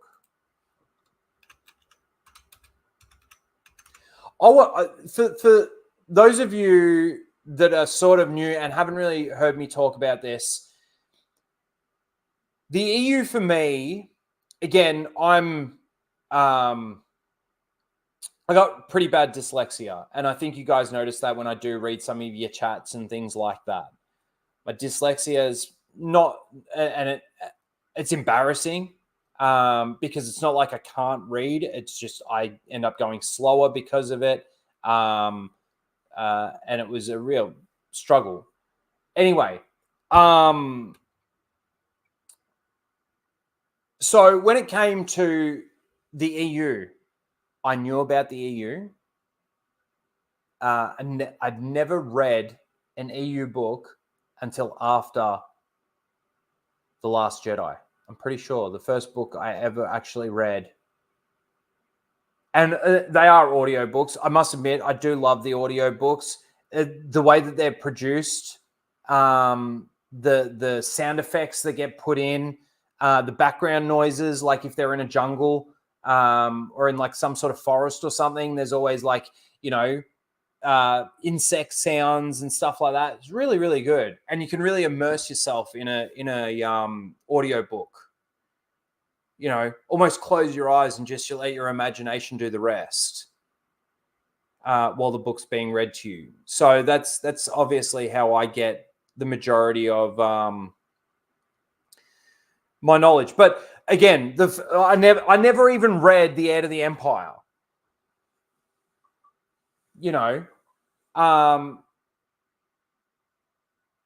knew they existed, and I knew the stories.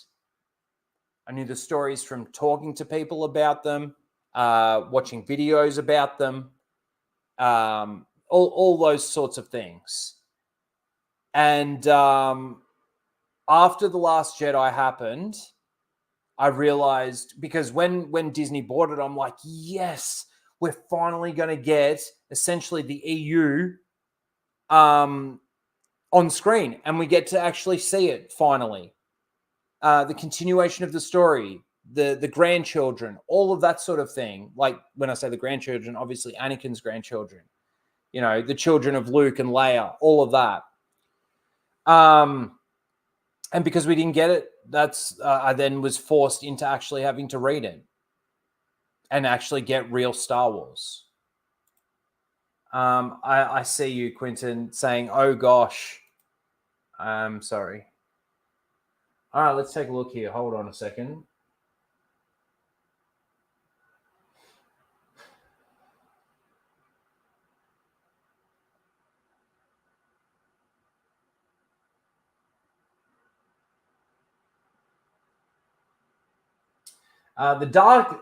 This is just a little synopsis here. Oh, it doesn't finish the quote. Let me just read this anyway. The Dark Nest trilogy is a trilogy of sci-fi science fiction novels set in the Star Wars galaxy 35 to 36 years after the Battle of Yavin, depicted in the original Star Wars films. Okay. See, the thing is with something like that is I probably would have got there eventually. And I might just do it anyway.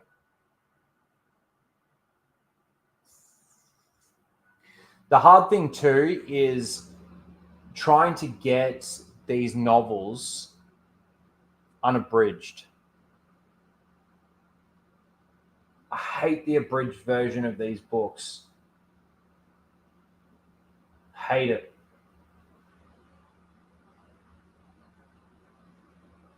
So you kind of really want to make sure that you get unabridged versions, but not all of them have been done unabridged, which then makes it really hard for someone like me. Anyway, makes it really hard.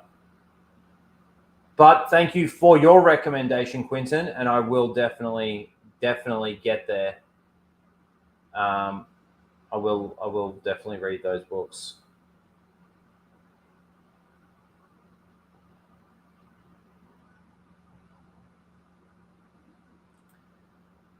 I agree. It's the best way for me to stay focused while I read the physical copy. What, listen to it at the same time as you're reading it? Is that what you're saying?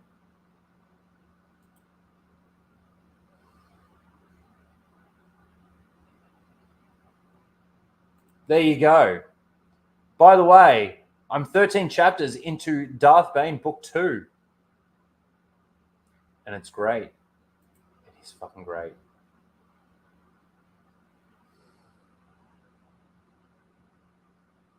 Great. So the audiobook's really good. That's good. takes place after New Jedi Order. Okay. See, that's the thing. I kind of need to. I think I started New Jedi Order, but again, it was an abridged. They're abridged, and the hard thing with that is, like, I think I got 3 books into the New Jedi Order, 3 or 4 books into the New Jedi Order, and because they're abridged, it's so hard to keep track of where everything's at, because you get these sort of time jumps that aren't supposed to essentially be there because of the abridged version.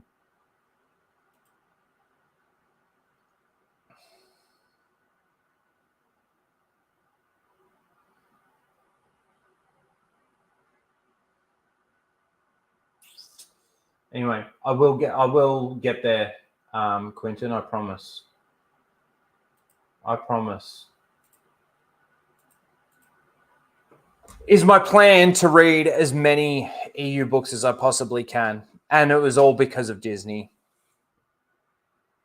You know, if they had have just decided to adapt what they had, what they bought,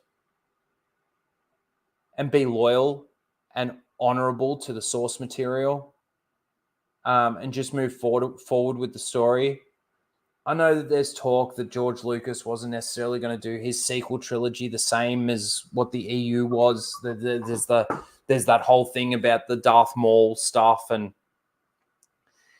you know, the one thing that I will say about that is at least he wouldn't have destroyed characters, he wouldn't have destroyed lore, he wouldn't have destroyed canon, and he certainly would have kept the continuity reasonably in check.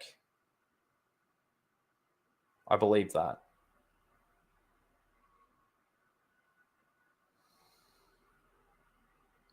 Anyway. I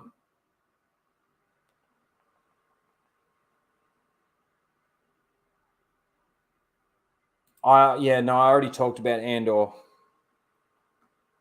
can go back and check that out if you like. All right, let's continue. So that's my recommendation for this week. Is Darth Bane, Path of Destruction. Let me just check something here. All right, let's just go through some of these news ones as well. We'll go back to this.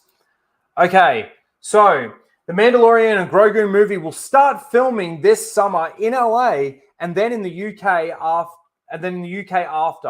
Not all of it will be shot in the volume. Gee, I wonder why that is. Weren't they talking about how this is going to revolutionize filmmaking and the soundstage is so unbelievably good that they're going to be able to do nearly everything, if not everything, in this volume? And then they basically make a couple of different series inside the volume and nothing but the volume. And the majority of the stuff that they're doing in the volume looks like shit. You know, Obi-Wan Kenobi entirety was shot in the volume, I believe.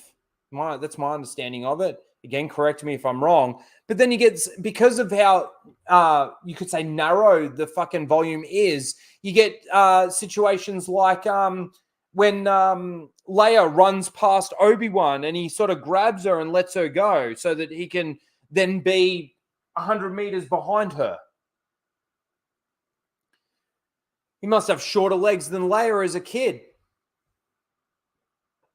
So anyway, I guess that's a good thing. You know, I will say that's probably one of the decent things about Andor is it looks better than all this other crap that they have shot in the volume. But the way something looks doesn't make the story good. It doesn't make it good Star Wars just because you shot it on a practical set as opposed to on this soundstage that you've come up with that makes everything look fucking shit.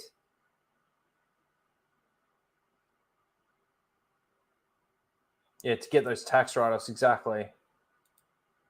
But then that moves us into this. Pedro Pascal has been confirmed to return to in the Mandalorian and Grogu movie. will we see Din Djarin take his helmet off again? Fuck, I hope so. Fuck, I tell you what, I really hope they do.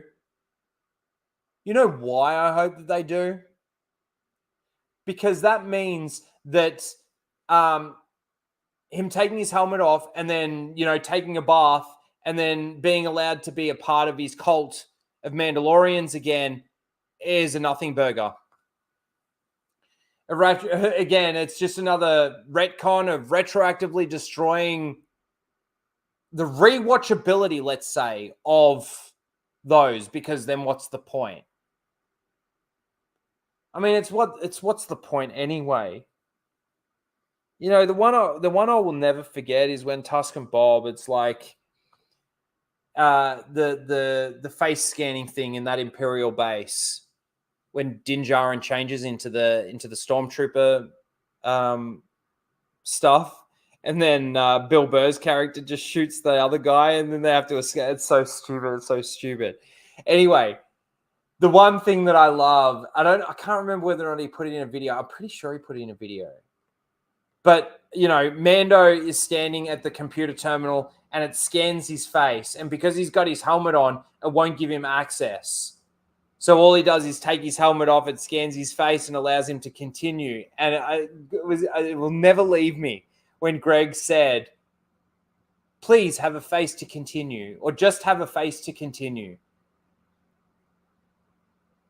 Because Din Djarin, the Mandalorian, shouldn't have security access in any Imperial computer. Scans his helmet, doesn't give him access. Scans his face, you're in. So dumb. So fucking dumb. You know who comes up with shit like that? Dave, dumb fucking cunt Filoni. Disloyal hack. Just have a face to continue. It's so funny, man, because it's so true. It's so true.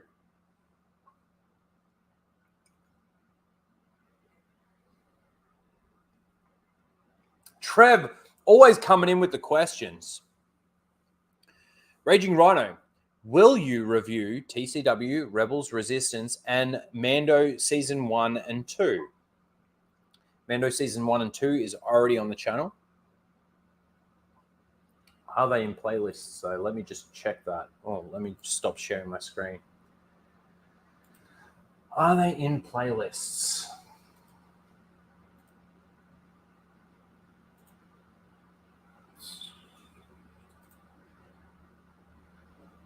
Let's see.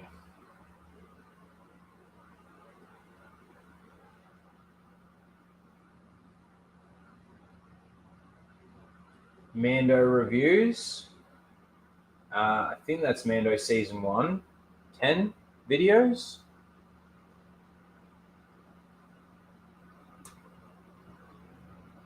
Oh, there's a video in there that's got... Oh, man, I can't remember. I need to organize this a little bit better. I really need to organize this a lot better, actually. Okay, so I've got Mando reviews as a playlist. I've got Book of Boba Fett reviews as a playlist. I've got Tales of the Jedi as a playlist. I've got Bad Batch Season 2 as a playlist. Did I not do Season 1? I've got The Mandalorian Season 3 as a playlist. I've got the Obi-Wan Kenobi series as a playlist. And then I've got Andor as a playlist. And in answer to the rest of your question, no, I'm not going to watch TCW again. I've watched that series 3 times. I'm not going through it again.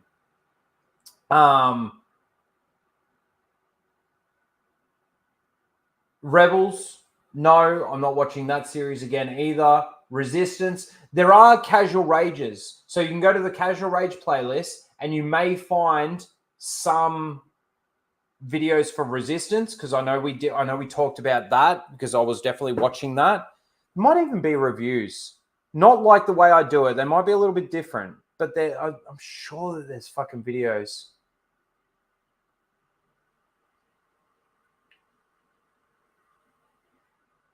A lot of that. There's a lot of that on the channel already, Trev. Thank you for the question.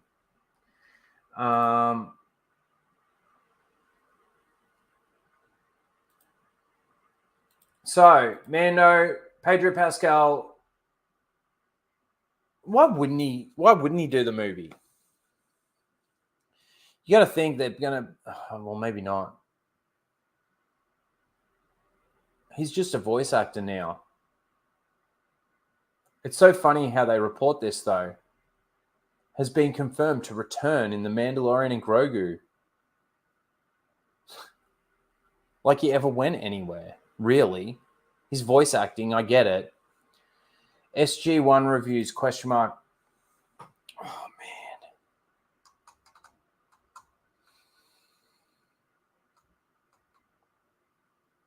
It's still in the cards. It's still in the planning. One of the things that's stopping me is how much there is.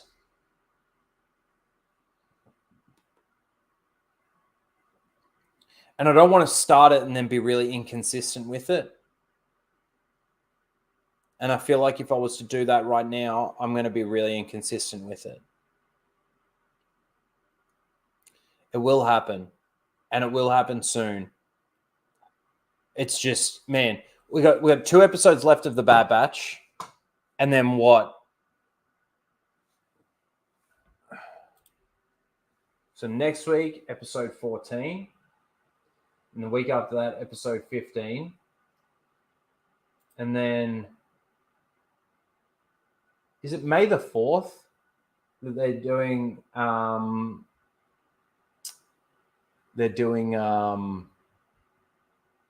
Tales of the Empire?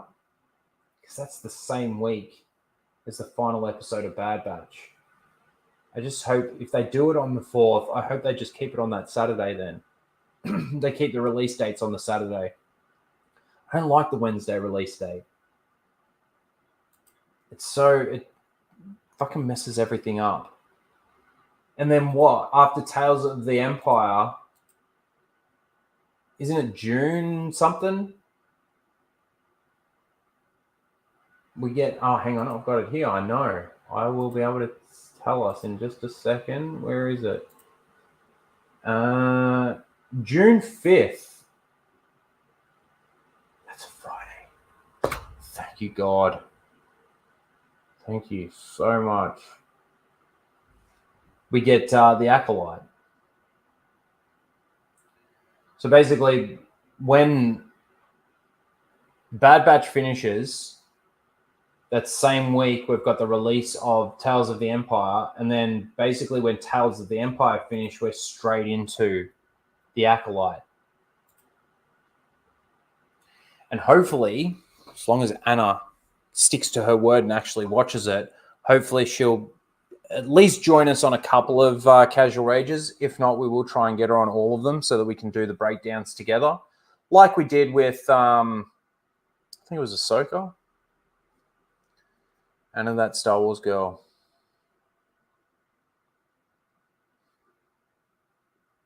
It's awesome.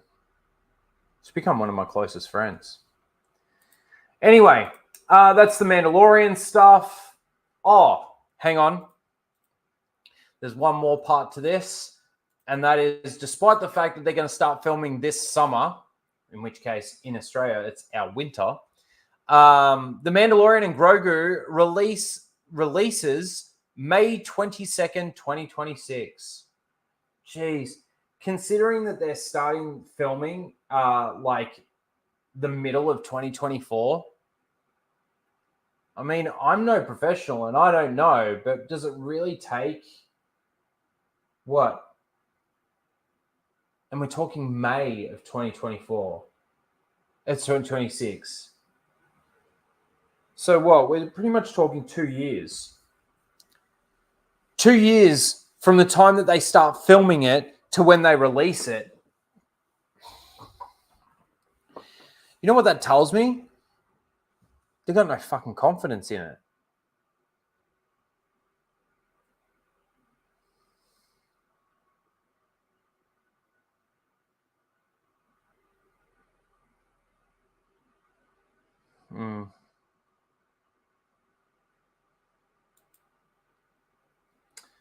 So that's the Mando news. Let me get rid of these tabs. See, how good is it? We've been going 2 hours already. It doesn't even feel like that. It's now 2 a.m. It honestly doesn't even fucking feel like that.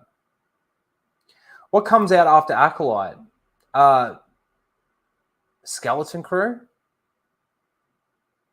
That's supposed to be coming out, what, late this year sometime? I think. But again, excuse me. Oh, no trailer.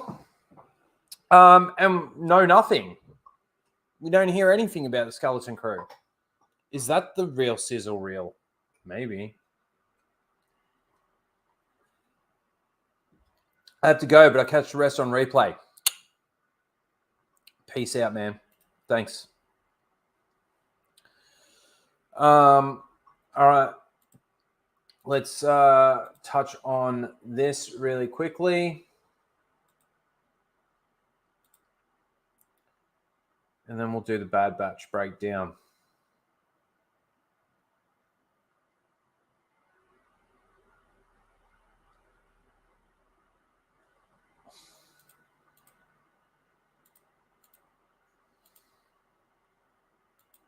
I love how they use this picture as well. If you don't know, that is the cover of the Plagueis novel. Okay, the Acolyte will feature early flickers. Oh, isn't that a great word? Early flickers of a looming dark side threat, according to a new Empire magazine piece. Could we find out more about the Sith? More about the Sith secrets. The Sith's secret plans to overthrow the Jedi. Could Darth Plagueis or other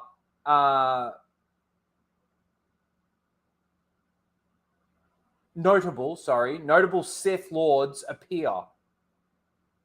Okay. There's a couple of things that I want to say in regards to this statement. First of all, the fact that you can't name those notable Sith lords like Darth Tenebrous does shit me a little bit. Right? Could Plagueis have an appearance? I'm telling you this now. If Plagueis isn't in this, that's a problem. But if there's any other Sith, other than Tenebrous and Plagueis and Venomous at this point in time, this time period, then there's a big fucking problem. And what more do we need to know about the Sith's secret plans to overthrow the Jedi? We saw what the plan was. They succeeded. Palpatine succeeded. He completed the grand plan.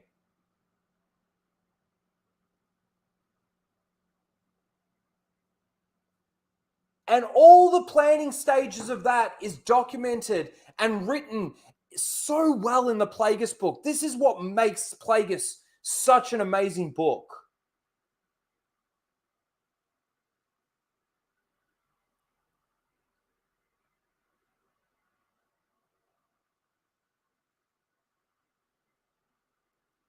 And this is why all I see, or all I foresee happening with this Acolyte series is absolute destruction of lore, canon, and continuity. Is Tenebrous even canon anymore?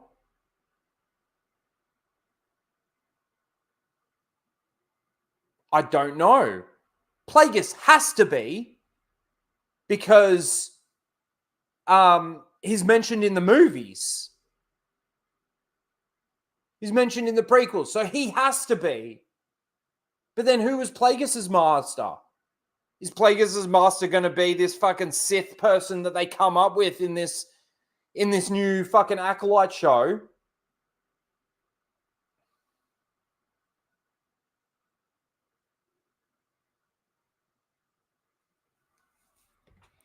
And OG's in the chat. Hello.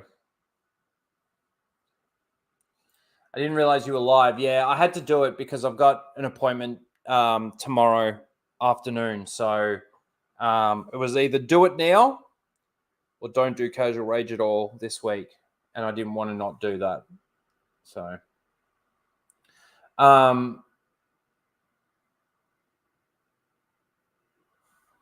oh man.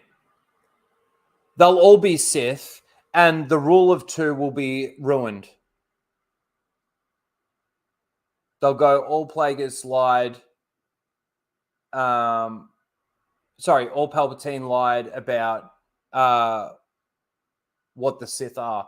Well, you know, it's really funny because there's already been statements coming out of Lucasfilm from ages ago where they say, "Oh, the rule of two. All you fans out there that always thought that the rule of two was two Sith, one master to embody the power and one apprentice to crave it."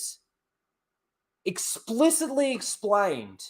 No other real explanation needed to make the rule of two make sense. But no, all you fans out there that ever thought that that was the way the rule of two worked, you're wrong, because it's two Sith to rule the rest of them. What a joke. They said that. Lucasfilm, Disney Lucasfilm said that.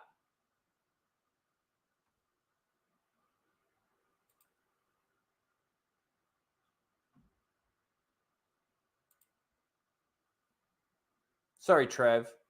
Excuse me if you do, but do you have Alzheimer's or dementia? Because you asked me that same question, like,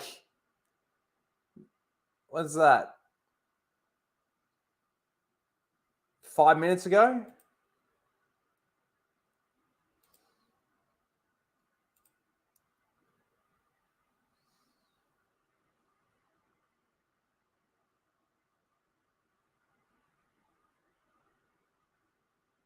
Maybe Mando was once a part of the Empire.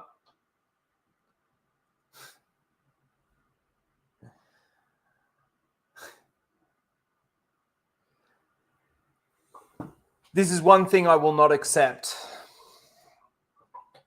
is headcanon. It is up to the people creating the stories to create the canon. And it's another failure in my eyes. It's just like the sequels. If you can't tell that story with that much time on your hands, that's a failure.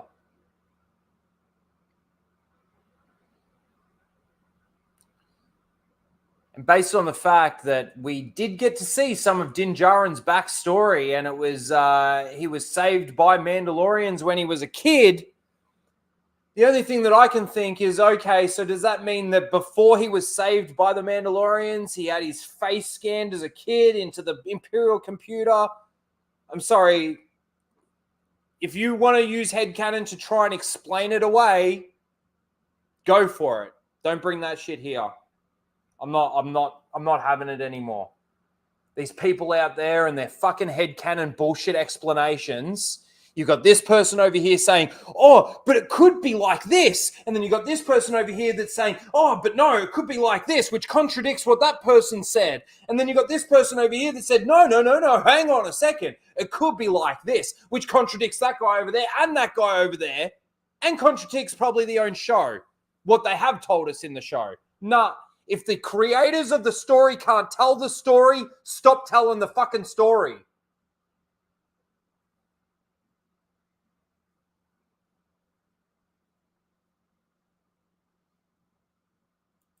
I just didn't see the answer. It's all right. I kind of figured that was the case. I'm giving you shit, man.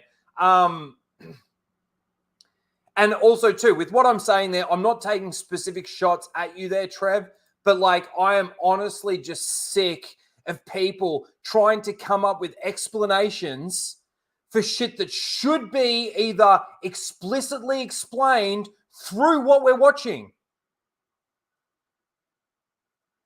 It's kind of like tracking fobs, right? No one's explained how tracking fobs work, but everybody wants to use headcanon on, oh, it could be this or it could be this. How about Dave Filoni and Jon Favreau actually give us the explanation for how it works? The problem is that if they come up with an explanation, let's say with the tracking fobs, right? With Grogu. Grogu's being hunted by every single fucking bounty hunter in the fucking galaxy.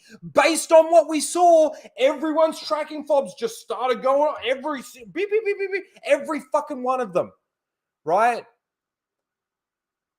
He goes to that fucking planet where they're mining the little blue shrimp things, and they fight that ATST from the jungle people and shit like that. But yet at the end of that episode, there's a dude there with a tracking fob tracking Grogu. What is that tracking fob tracking? If Dave Filoni and Jon Favreau want to explain that, and let's say they were to come up with the explanation that, the child was inserted with a chip in his arm, right? Then it opens up a whole new door of questions. That opens up the can of worms. See, this is the problem with creating something like that without any explanation, is that now when we get to the point where they actually maybe have to explain it, it's like, okay, so if Mando knows, because he's using tracking fobs and he knows how they work, and if it's tracking the microchip that's, let's say, in the arm or something like that, wouldn't he just, like, I know it's going to hurt, Grogu. I'm just going to cut this out of you. It's going to save your life. If it's tracking the blood, the chain codes, I'm sorry, but how does that transmit a signal across the galaxy so that people can detect it? Oh, but it might not go that far. Hang on a second. What about the tracking fob that we saw in the ship, right? When they were fighting. Oh, yeah, the Grogu's in that ship. I'm going to shoot it down. That's a good way to get your bounty. Fucking shoot down the ship so that you can't even get your bounty. Great. Fantastic. Oh, but also too, in the very first episode of season 1 of The Mandalorian, the very first scene is him with the tracking fob to go after that blue fish looking dude, right? What was it tracking when it tracked him, right? So does that mean, like, and I've used this example before. So let's say somebody goes to Jabba the Hutt and says, oh, I want to borrow 500,000 credits. I got a line on a horse and I want to borrow 500,000 credits. What does Jabba do in that situation? Does he go, okay, I'll lend you the 500,000 credits, but you've got to allow me to insert this chip in your arm just in case you fail to pay me back, then I'm going to put a bounty on your head. Why didn't you do that to Han Solo? Oh, tracking fobs weren't a thing back then. Headcanon, go fuck off.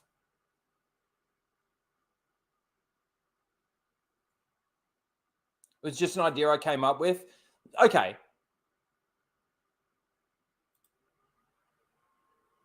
It's fine.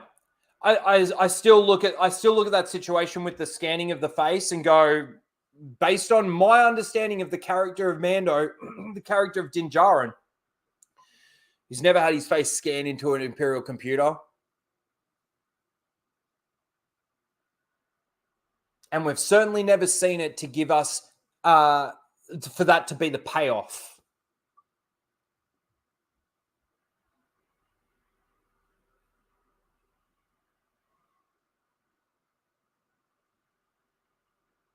So let's say that blue fish dude at the beginning of Mando season 1. Somehow, something on his person is transmitting a signal to this tracking fob. It's not that he wouldn't know about a tracking fob. He knows about a puck. Thing that's got his little holographic fucking picture in it.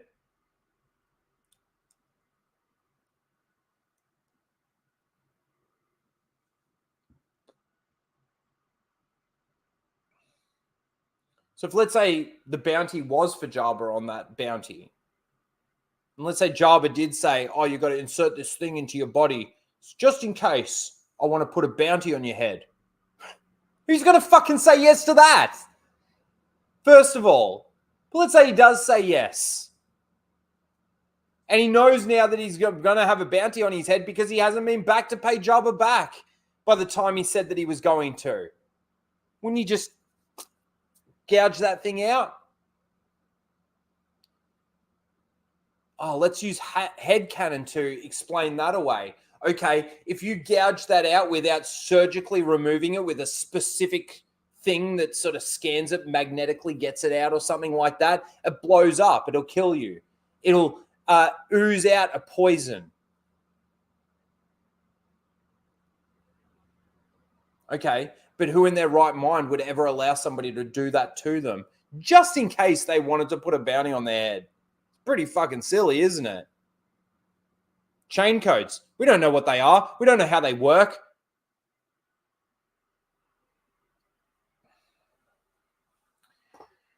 Ridiculous. Anyway, God, I've been off on fucking million and one tangents tonight. If Plagueis isn't in the Acolyte, they've got an issue. I truly believe if Tenebris isn't in the Acolyte, they've got an issue. And if the Jedi come across any form of Sith or anything, they've got a fucking issue. That brings us straight into this. The Acolyte aims to include a lightsaber fight that tops the Darth Maul duel in The Phantom Menace. So this is from Star, Daphne Keane, X-23 from Logan. We want to top the Darth Maul fight, the most iconic fight. Honestly, it's a good fight. I still think the Mustafar fight's more iconic. And I also think that the throne room fight at the end of Return of the Jedi is probably more iconic. This is just more flashy. I'll give it that. It's not that it's a fucking bad fight. It's fucking awesome, the Phantom Menace one. The most iconic fight, I think. Okay. Why do they? I think in the Star Wars cinematic universe, whatever. Made in everything that they've done so far with Star Wars moving forward, they haven't even come close to even matching any of the fights from either the prequels or the original trilogy. They haven't even come close to becoming level with it, let alone topping it.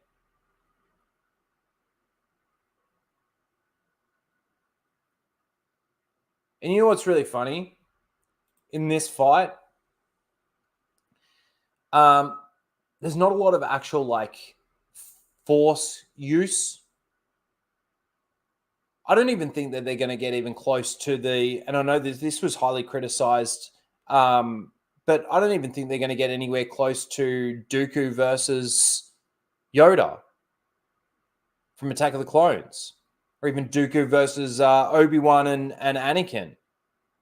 They're not even going to get close to Dooku versus Anakin at the beginning of Revenge of the Sith. They're not even going to get there. Let alone actually keep canon right in regards to if somebody does get stabbed, just survives.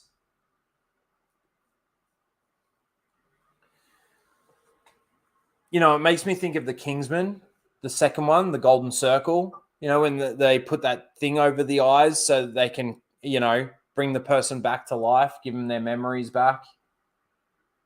Duel of the Fates is very iconic. I'm not disagreeing with you.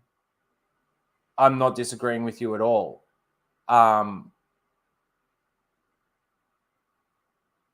But for me, I love the fight. And it's got a great name for the fight, Duel of the Fates. And of course, if Qui-Gon hadn't have died, wow, how different Anakin's life would have been. But I think that Mustafar fight is probably just a little bit more iconic to me. And I love the depth and the tension and everything in the Return of the Jedi. I don't know. I love all the fights. I do. Even this one, I love it. It's so good. It's hard for me to rate them. Maybe that's something that we can have a look at maybe one time. Rate all lightsaber fights from prequel OT. So there's that. And then Star Wars Theory says, and then using the quote, we want to top the Darth Maul fight, the most iconic fight, I think, in the Star Wars cinematic universe. How about just call it the Star Wars Galaxy? It's not a cinematic universe. It's not the MCU. I know you were in the MCU, but it's not the MCU, you fucking weird bitch. And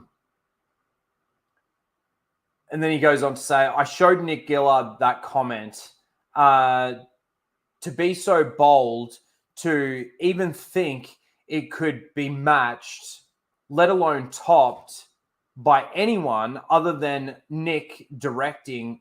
He's got such a boner for these fucking people.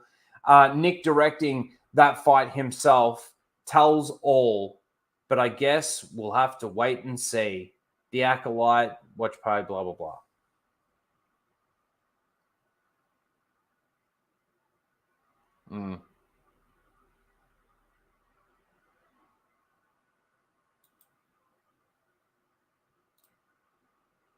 Yeah, I don't like calling it Legends either. It's the fucking expanded universe. They haven't gone on to say that their books and everything are expanded universe material. So why not just leave it? It's expanded universe, not Legends, as far as I'm concerned.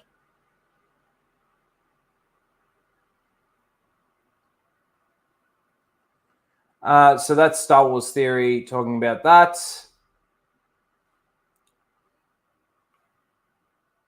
Was I sharing my screen then? Okay, good. Yeah, I was.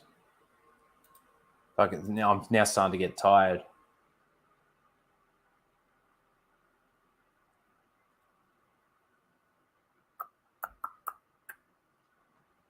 Let's get rid of some of these tabs.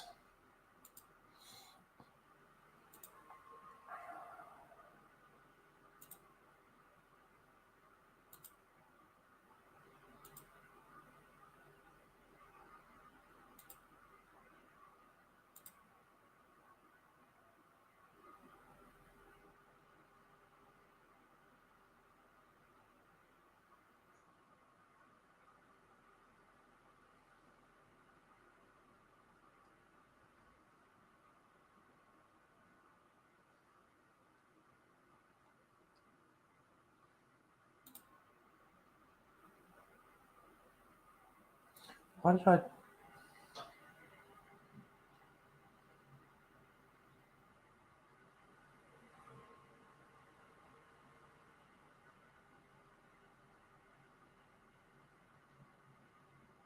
Oh, that's why. Okay, so I don't know exactly when The Rise of Skywalker released. Wasn't it like in December or something? Like the actual movie came out? Will you review Star Wars Outlaws? Fuck no. I'm not buying the game. I'm not playing the game. And I don't care about the game. Not at all. Sorry. It's a big fat no from me on that.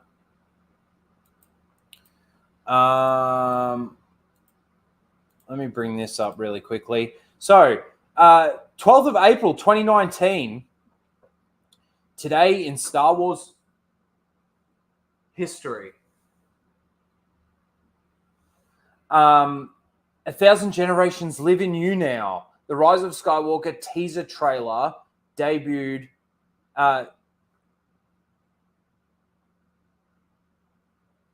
at fan convention in Chicago. So the 12th of April, 2019, the trailer was released, right? And this was obviously brought up because it's 5 years. It's been 5 years since the Rise of Skywalker trailer. But then you get these idiots out there like Darth Thunder, who says that he's a 40-year-old Star Wars, 40-plus years Star Wars canon Legends EU fan. I don't know whether... is this guy... for want of a better way of saying it, is this guy a good guy or a bad guy? Is he a shill? A Disney Star Wars shill? Or is he is he sort of on our side? I can't remember. I'm pretty sure that this guy's been up for a nomination for Seal of the Week, but I could be wrong. Anyway, he goes on to say, it's been 5 years since the teaser trailer for The Rise of Skywalker was released. What was your initial reaction watching it for the first time? Sorry, I read that differently when I first read it. The reason why I brought this up. I think I speak for a lot of us when I say that when we saw the Rise of Skywalker trailer for the first time, we were all expecting a whole heap of garbage like what we saw thrown together to try and salvage something out of this disaster of a trilogy.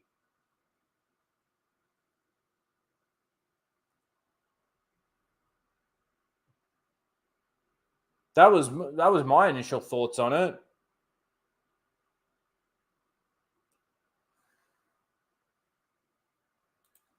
Yeah.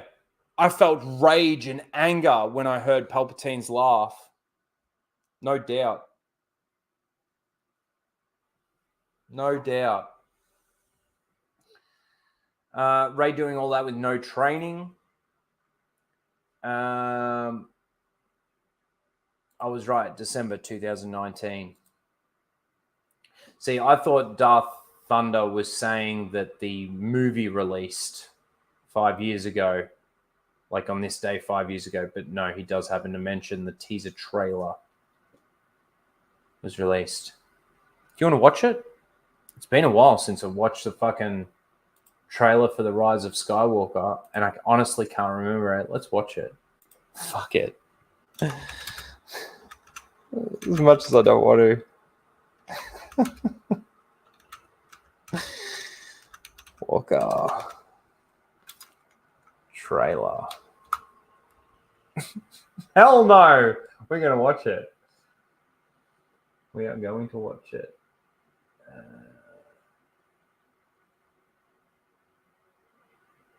So that's the teaser that was released 5 years ago. All right, let's watch this.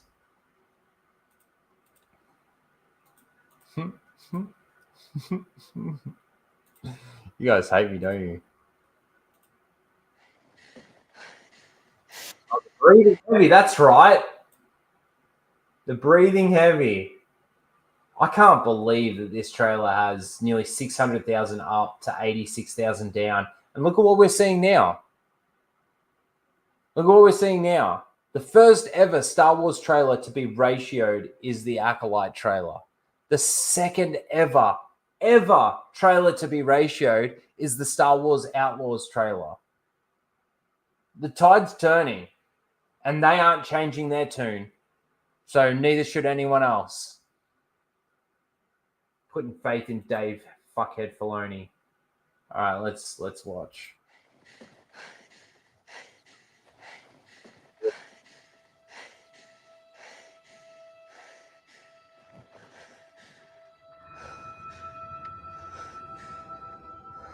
Oh god, this makes me sick already. We've passed on all we know. Ugh. 1,000 generations live in you now. Oh, fantastic. But this is your fight.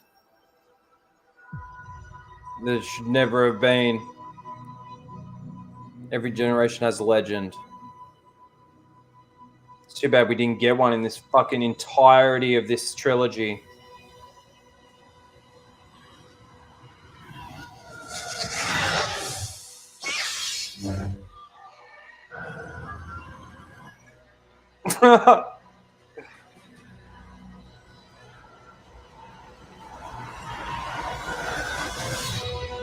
Oh, it doesn't, oh my god. It looks even shitter than I remember it.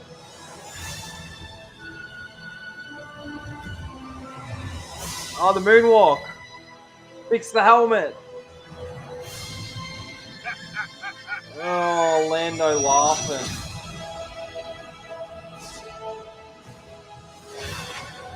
They fly now. Oh, Chewie's medals. Be with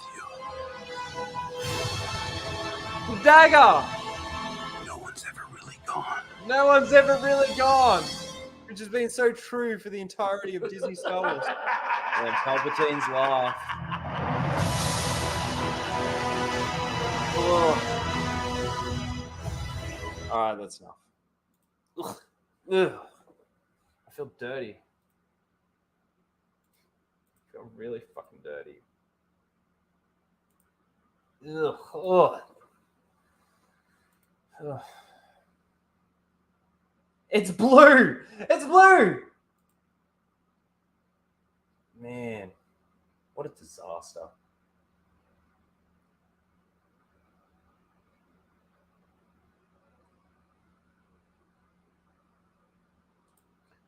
Oh, it was way less bad than the rest of the fake Star Wars movies, man. It's a tough call. It's pretty bad. It's pretty bad.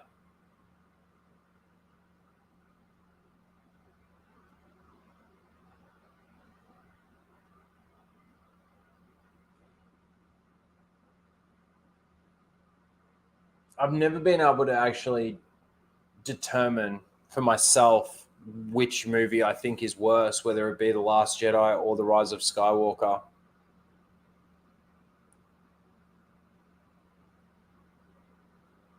From worst to best, it definitely goes like you could alternate The Last Jedi and The Rise of Skywalker around and then The Force Awakens.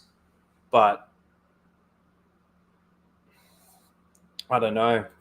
I still can't even make that judgment. I still can't even make that judgment.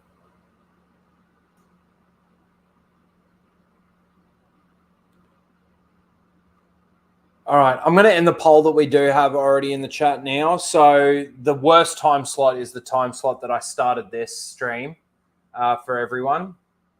The best is 9 a.m. and the one sitting in the middle is 2 p.m. Friday. I got to work it out. I will again. I mean, I will at some point. It's so funny. I said I will again because I read once again.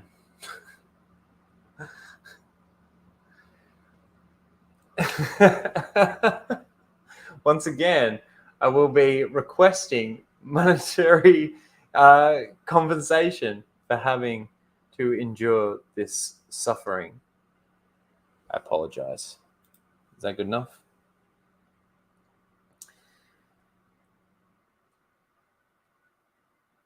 Yeah, see, Jared, you say that, but you only say that because of the destruction to Luke Skywalker.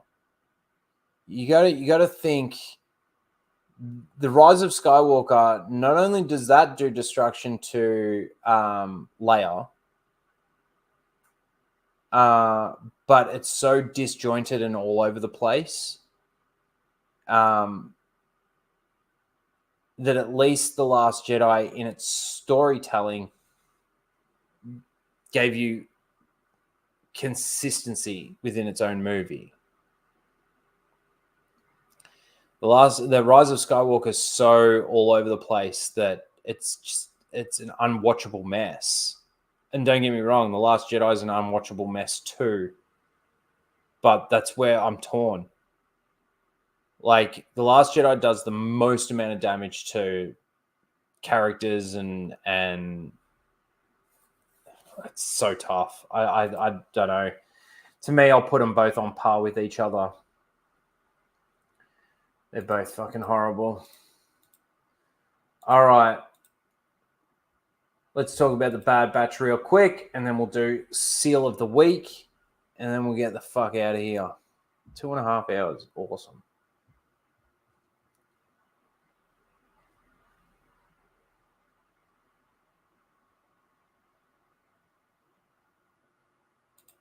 Excuse me for... I already know I'm going to mispronouncing your name.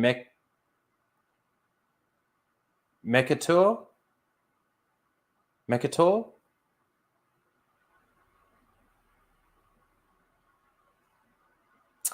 For 5 pounds, euros, I'm not 100% certain. But for 5, I will accept your apology.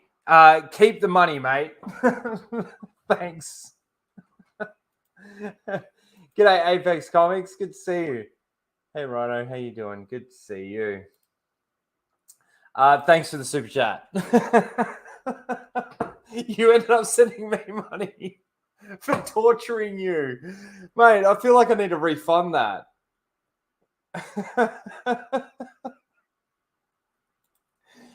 I feel like I need to refund that. Oh, so good.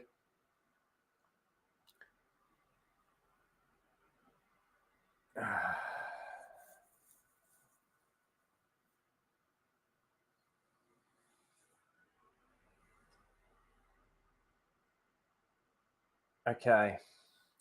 Bad Batch. Let's do this, shall we? Okay. Episode 13. If you didn't watch my video, it was predictable as hell. And it was full of conveniences. The way this stuff goes down is like, you can tell that the people that are writing this, creating this, it's like they need to make sure that there's nothing that goes wrong. And in doing so, they kind of damage their own story. I mean, what's new, really, from Disney Lucasfilm? But there's a couple of specific moments that I actually want to talk about. Because, look, there's not much to it. I mean, you could pretty much predict it yourself, what was going to happen in this episode.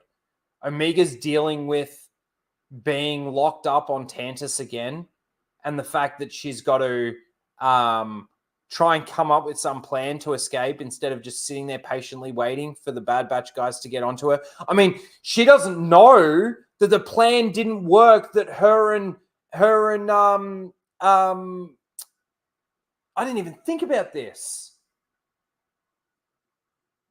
That her and Crosshair came up with in the previous episode.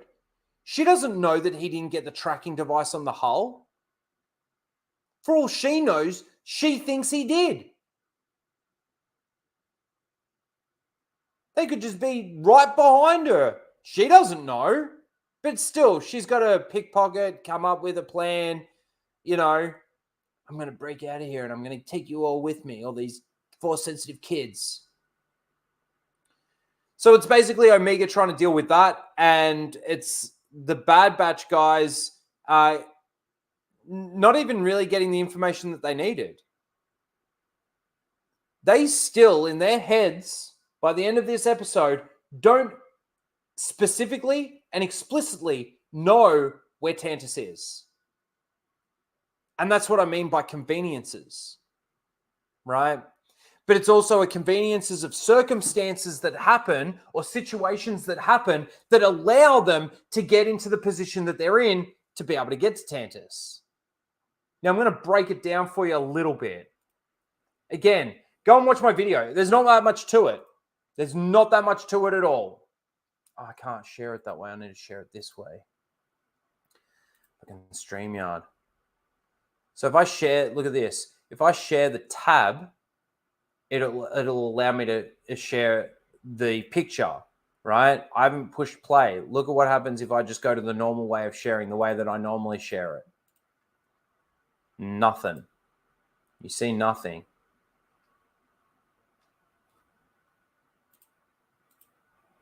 It's like StreamYard knows I'm not going to allow you to stream copyrighted material. Bypass the compressor.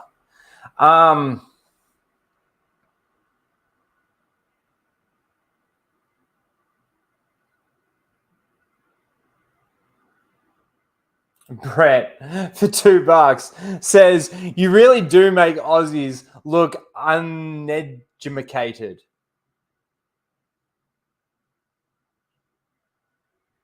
Hey, I dropped out of school when I was 14.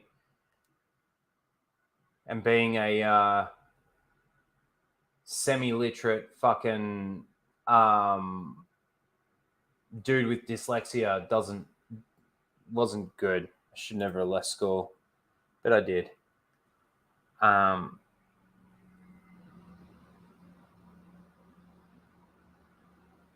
Keep it. I've been having a blast this stream. Thanks, man. Okay. So yes, Omega's dealing with being trapped here.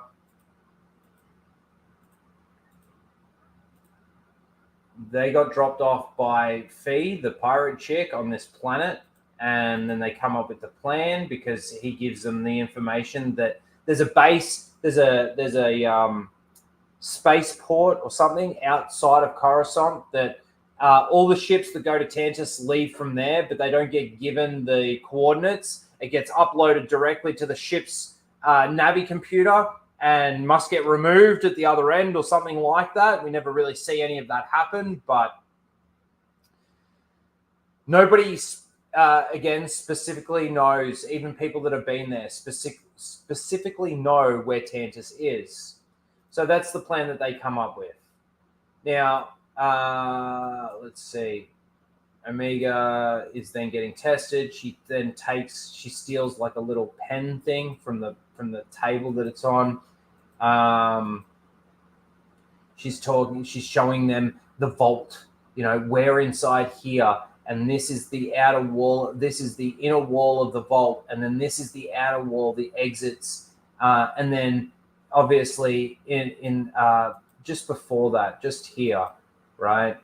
So, and I showed this again on my there you go, on my video.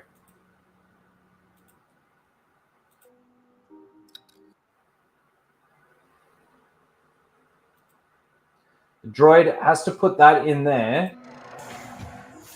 They can put the blood,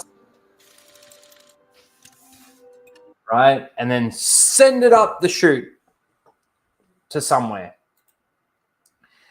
So Omega steals like a little, I don't know, little proddy picky thing. She tells them that she's broken out of here before. I can get them open. Oh, see? I can get them open. Oh, man. The Mary Soonis is thick with this one.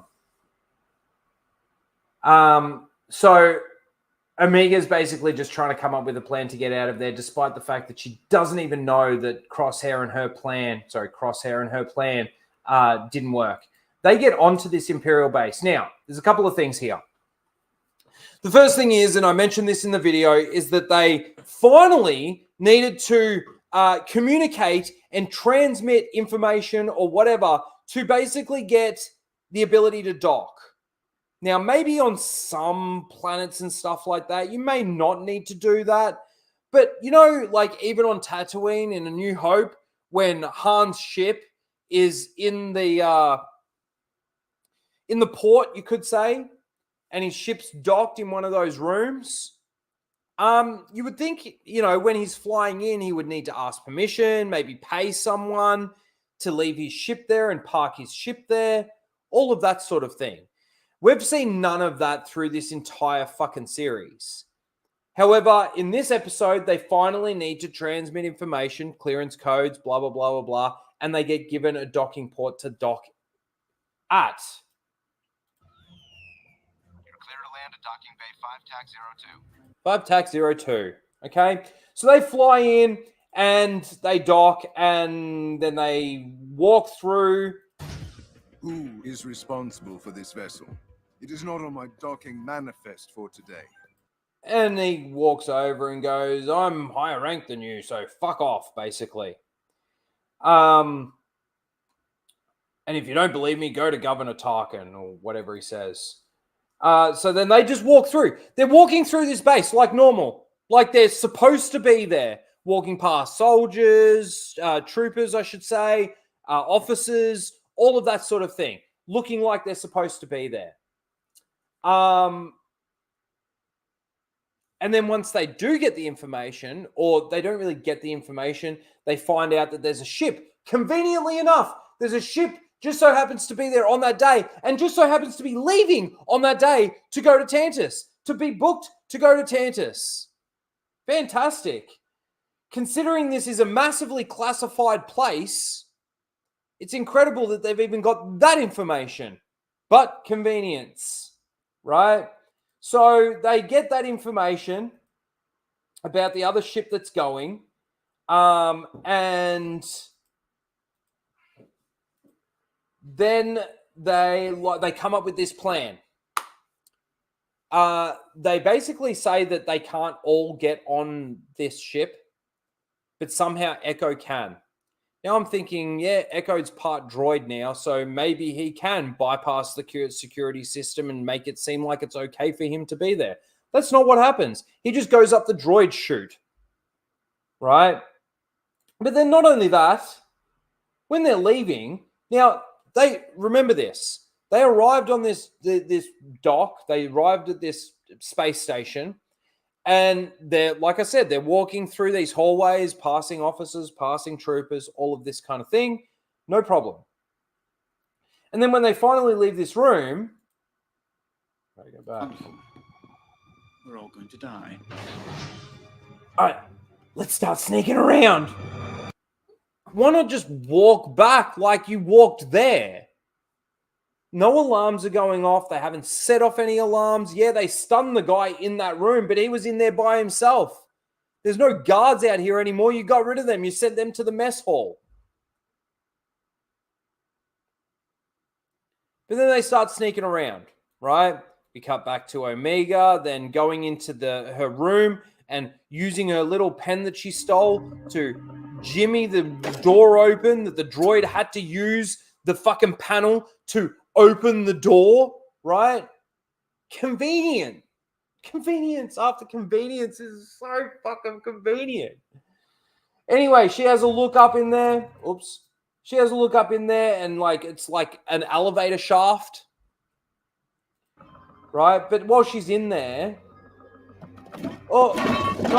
breaks like half the fucking wall. Right? In the meantime, the other science officer chick has noticed her walking away from here into her room, like across there, and she's started walking down there to basically find out why Omega's gone into her room and walked away from the table. She walks in. Is something wrong? And in that small amount of time, she has fixed the wall that she had to jimmy open, mind you. Convenient. Convenience. So very convenient. So this is Echo basically following these droids, and this is his way in. He goes in through the droid chute, right? Again, being that they said that he's the only one that can get on the ship, I don't know how that's the case because, an alarm goes off because Echo is basically turning off the proximity sensor. Now, this is my other thing in regards to a massive amount of convenience. So Echo makes his way onto the ship. He says, I'm on the ship. And he's like, they're leaving now. So this is an Imperial space station that they needed to get clearance with a code to enter and dock, with the space station. Based on that fact, you would think that they'd need to get clearance to leave. Otherwise, maybe some sensors would go off and maybe an alert. And it's like, TK421, why aren't you at your post almost sort of thing? Why are you leaving? You haven't got clearance to leave? Nothing. Not a thing. They just exit, fly away, right? Now, I need to get to a certain point. Hold on a second. I gotta be careful because otherwise it's gonna get this video is gonna get blocked. All right, here we go.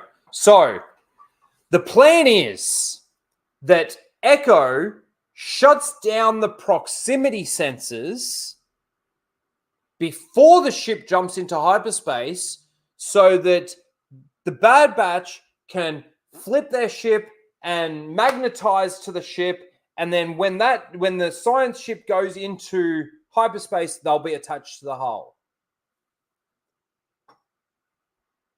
What are you waiting for? The proximity sensors haven't been deactivated yet. Very important piece of dialogue there. Wrecker asks, what are you waiting for? Hunter replies with, the proximity sensors haven't been deactivated yet. Based on that, what would you consider to be a proximity sensor? I mean, look, if a space station can detect a ship coming in and ask for clearance codes, we've seen it multiple times, right? On the Falcon, TIE fighters coming in. The ship has sensors, can pick up on other vessels, other ships near and around the ship.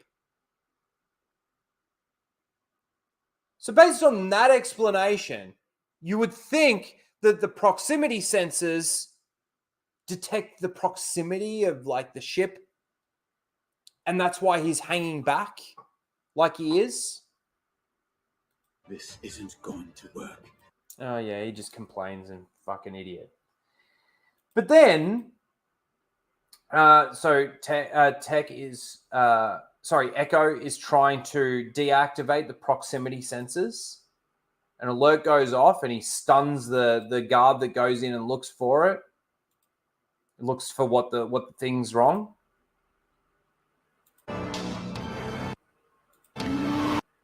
So they're about to jump into hyperspace, mind you. Like literally, like he's just put his hand on the handle into hyperspace.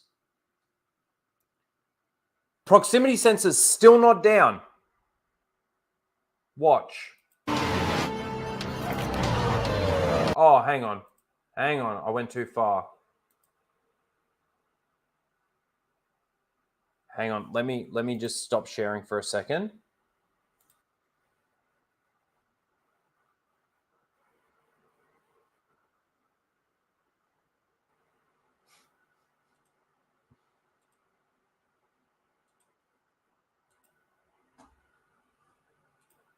Here we go.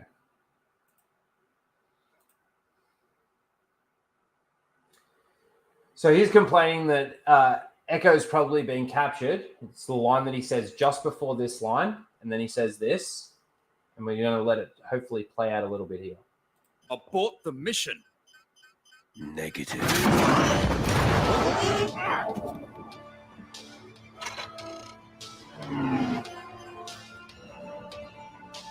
Yeah, when that pilot turned his head like that, I thought he was going to say, there's a ship coming up on sensors. Or on radar. We're detecting a ship underneath us. Coming in underneath us. But no. They don't even recognize that the ship's even there.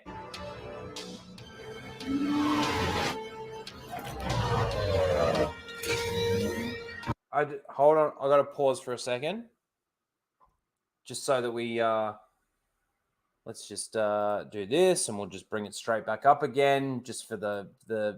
I really don't want to get this one blocked. So you've seen what he's done, right?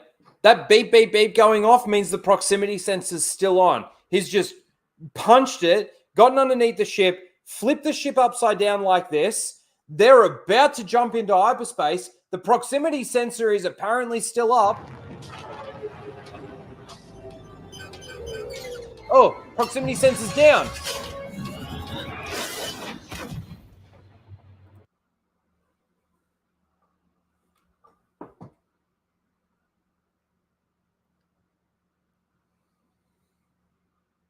How convenient is it that they didn't get detected as they were leaving the Imperial base? How convenient is it that they don't get detected by the ship?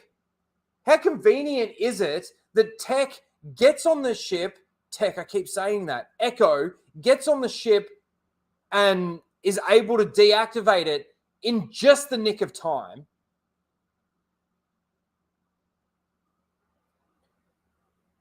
And that's where the episode ends. How convenient is it that Omega is able to put those panels back up on the wall before the Imperial science chick is able to get in there and inspect the room? So suspicious. Whoa, took me a bit of a time to fucking spit that out. She literally walks into her room. While she's walking to her room, this is Omega, from those center tables. She walks to her room. That science officer chick sees her, walks downstairs, is walking into the vault. In the time that she's walking in that hallway in the vault, Omega's jimmied the fucking wall open, had panels collapse down and sounds fucking bang, bang, bang. Being able to do her inspection and see and come up with a plan just from looking in this fucking elevator shaft, basically.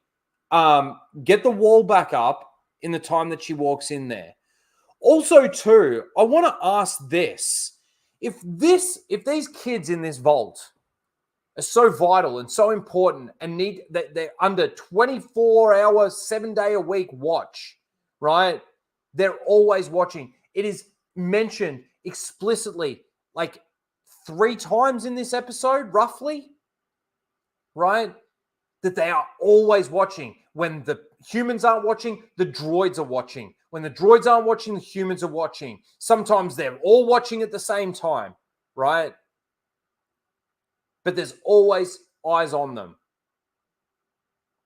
It's one thing to say that there's always eyes on them, but honestly, wouldn't you think that they would have microphones, some sort of audio devices in the vault,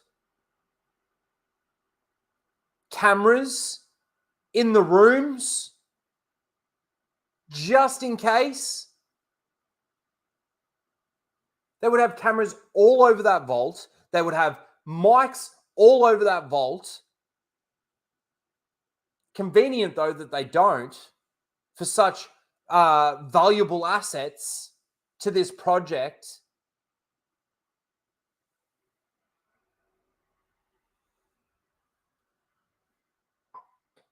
Where are the security cameras? Convenient that they don't have any. Not even one in each room. So when Omega walks into her room, instead of the science officer chick turning around and maybe looking at the panel that's got the security camera footage, she got to walk downstairs, walk into the vault, and go and inspect it with her own 2 eyes. It's so dumb. It's so dumb.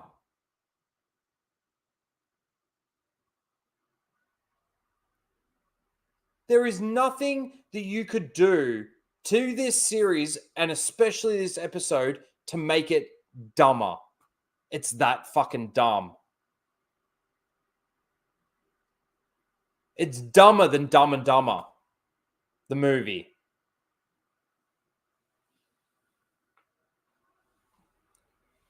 Same problem I had with Andor.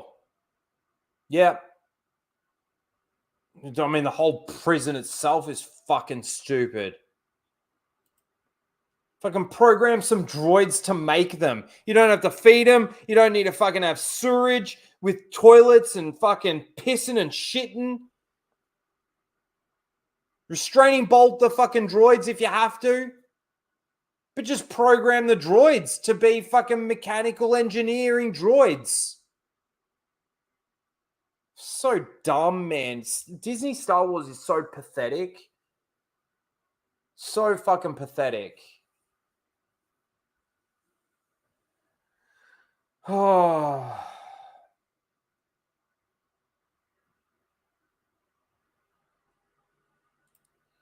That's actually a good point too. But not only that, it maybe should have been as soon as she jimmied it open. I mean, these are top priority assets to Project Necromancer, and the importance of these beings to the Empire is unbelievable.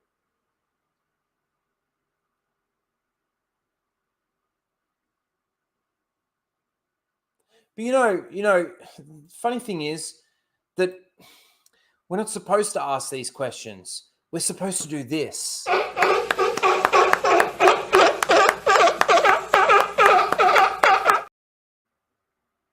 And you know what I say to that? I say They this. came bounding over. Fuck off! Disney! You fucking cunt! God, what a disaster.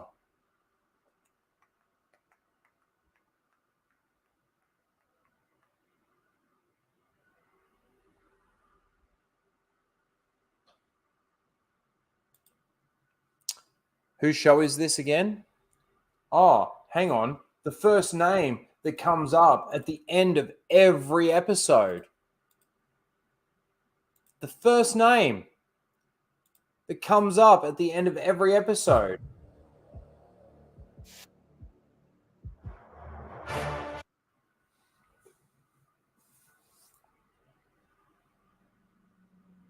Dumb cunt theory. This is your savior. Moron. Oh, God.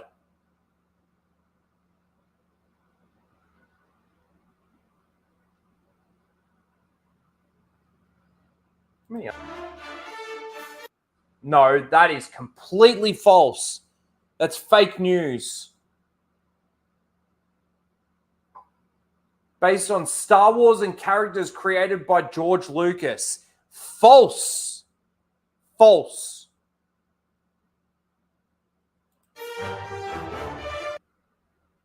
Oh, developed by Dave Hack, disloyal piece of shit Filoni.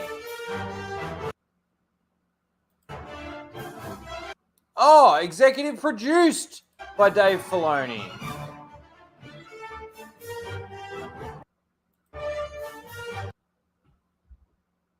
You get fucked on for the music.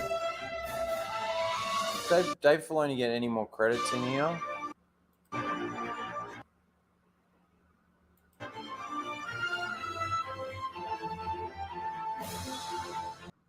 That's enough of that. It's enough of that.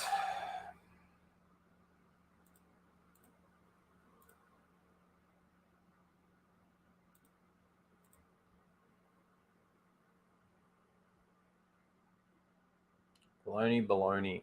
That's right. Oh, they're fighting. Yeah. You might hear a bang in a second.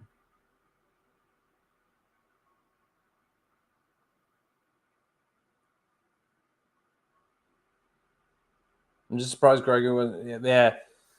This is the thing, though, is Grogu is alive in this time period, obviously. But yeah, I probably need to do a video on this, but I've got a not really a theory of how it all sort of culminates to get to the point of Project Necromancer being successful. But I believe that obviously what they're doing with Omega here, with the metachlorians and the blood and the cloning and things like that, something's obviously got to go wrong at this point in time to get to the point where Grogu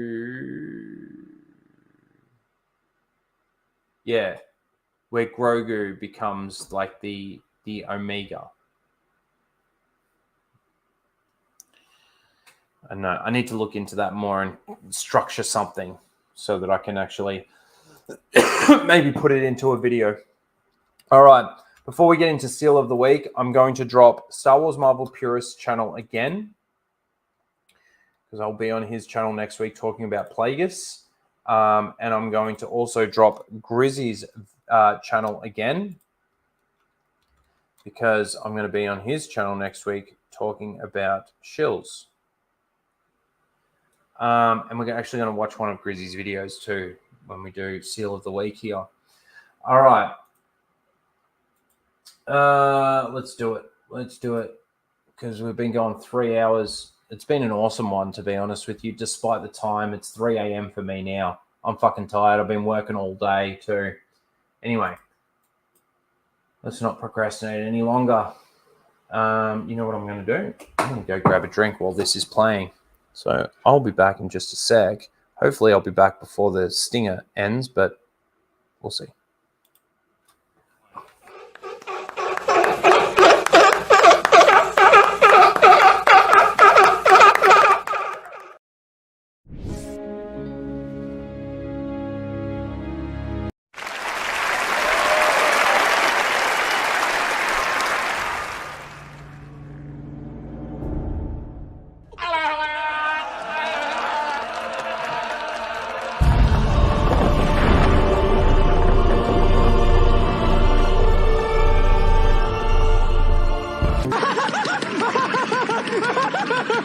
I'm all the Jedi.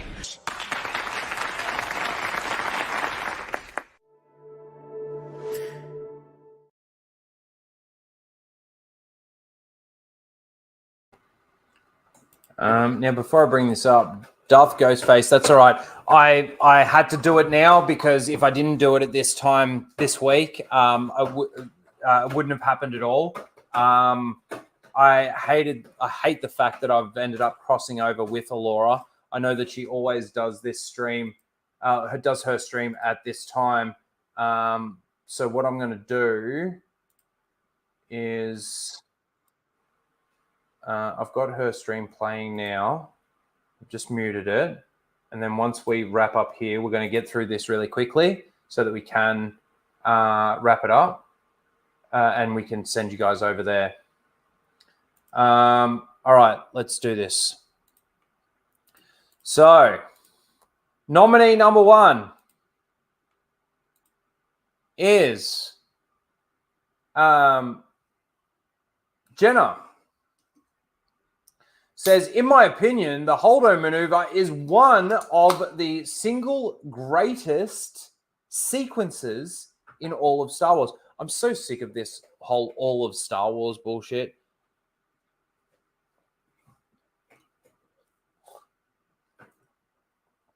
I'd rather see Sydney Sweeney play with a lightsaber. Yeah.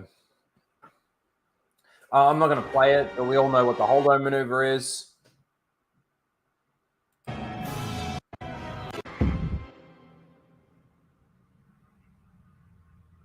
Again, very canon breaking. So that's nominee number 1. Nominee number 2 is Jenna again, saying Baylan Skull and Shin Hati are two of the absolute best additions to canon in recent years. Couldn't disagree with that more, because they are pretty much pointless characters in the end. Really, at the end of the day, nothing really happens with them.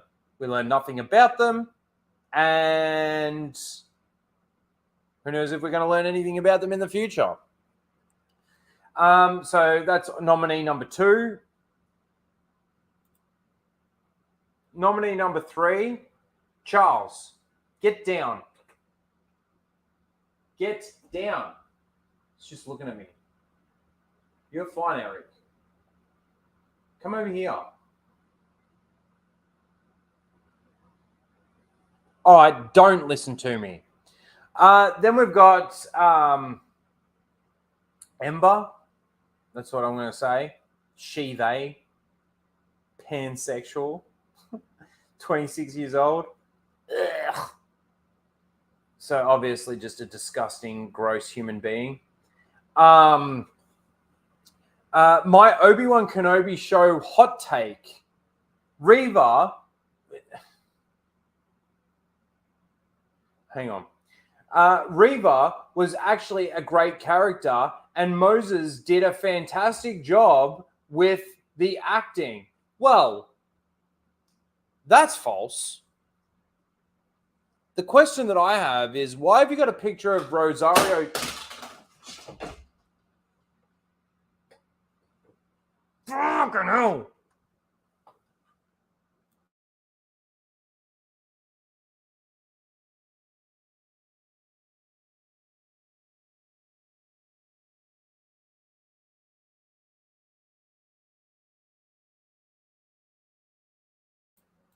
Why have you got a picture of Rosario Dawson when you're talking about Moses Ingram?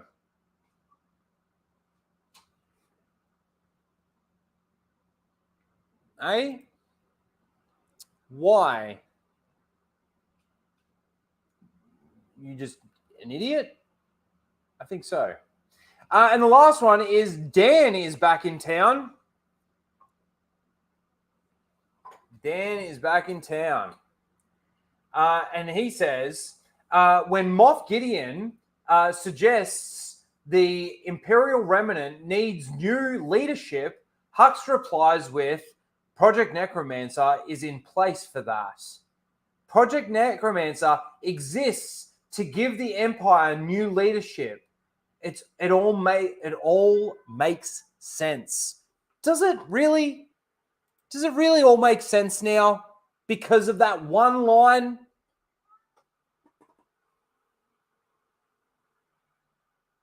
Project Necromancer is in place for that, to give us new leadership. Okay, if you say so, you weird ass idiot. All right, let's get the poll in the chat. And that's why he's Raging Rhino, correct. All right. Seal of the week. You know what? I'm sorry, guys, but we were going to watch one of Grizzy's videos. I don't want to take any more time away from Allura. So we're going to quickly get this out the way, and then we're just going to wrap the stream up. It's been a good one anyway. We've been going, nearly 3 hours and 10 minutes. It's a fucking good one. We don't need to watch another video. I think we watched enough with the Transformers trailer. So, number 1, number 2, number 3, and number 4. We were going to watch that, but it's 6 minutes long. I can't do that now. Get this out of the way. Get your votes in, ladies and gentlemen, boys and girls, children of all ages. Wow, Dan's got no votes. And I know we've got a smaller crowd, so we're gonna wait for at least 10. So hang on. There's 19 of you right now in the chat. We've got 6 votes. I want at least 4 more. Come on. Come on. It's a landslide already, but come on. There's 4 of you in the chat that can at least stop lurking for 1 second and just select a number. I don't care what number it is. 1, 2, 3, 4. 1, 2, 3, 4. Darth Ghostface says, vote 1, everyone.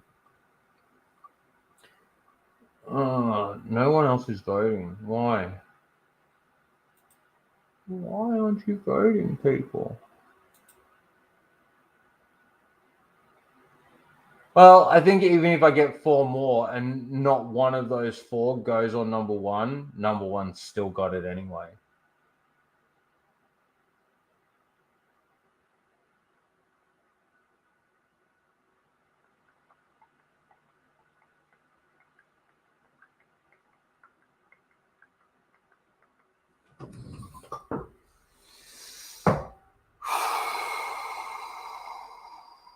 All right. Doesn't look like anybody wants to vote. Thank you to the people that did. All right, we're going to end the poll. Hey, we got one more.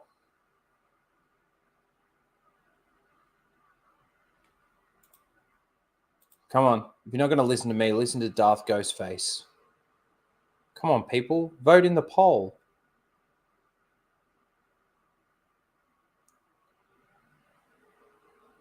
People could be lurking without being signed in on YouTube. That's true. And there could be some people that are at work, maybe just listening in. That's all right. That's all right. We're going to end the poll here. So, poll has ended. So, in last place with 0 votes was Dan. Well, let's say second place is a tie with 14% of the vote was number 3, number 2. And the winner with 71% of the vote was number 1, Jenna, saying, in my opinion, the Holdo maneuver is one of the single greatest sequences in all of Star Wars. Congratulations, Jenna. You are this week's Seal of the Week.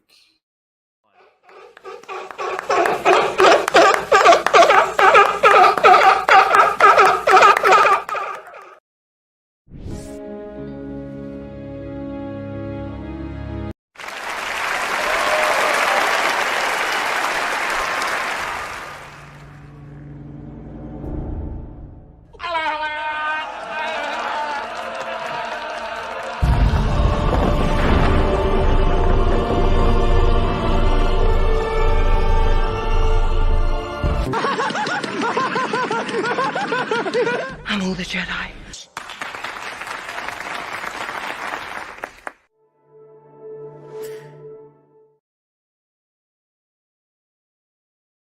All right, that's it, guys.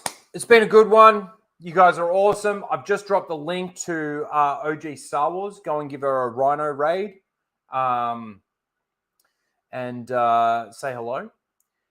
And we'll see you all next week for another Casual Rage 170. And we'll be doing episode 14, second last episode of the Bad Batch, and whatever obviously news comes out. You guys have been great. I'd like to thank the members and the super chatters. You guys are awesome for your additional support. I'd like to thank everybody that has been here and hanging out. I know it's been an unusual time. We had a little bit smaller of a stream tonight with the chat, but still very, very awesome. To all the lurkers that have just been hanging out and listening, I appreciate you guys all the same. And to all the people that come back and rewatch the stream on the replay, I know there's going to be a few of you this week. So thank you guys as well. If you haven't yet, please do smash the like button. If you haven't yet, please do subscribe and hit the notification bell so you do get notified when the videos drop and the streams go live. Thank you, everyone.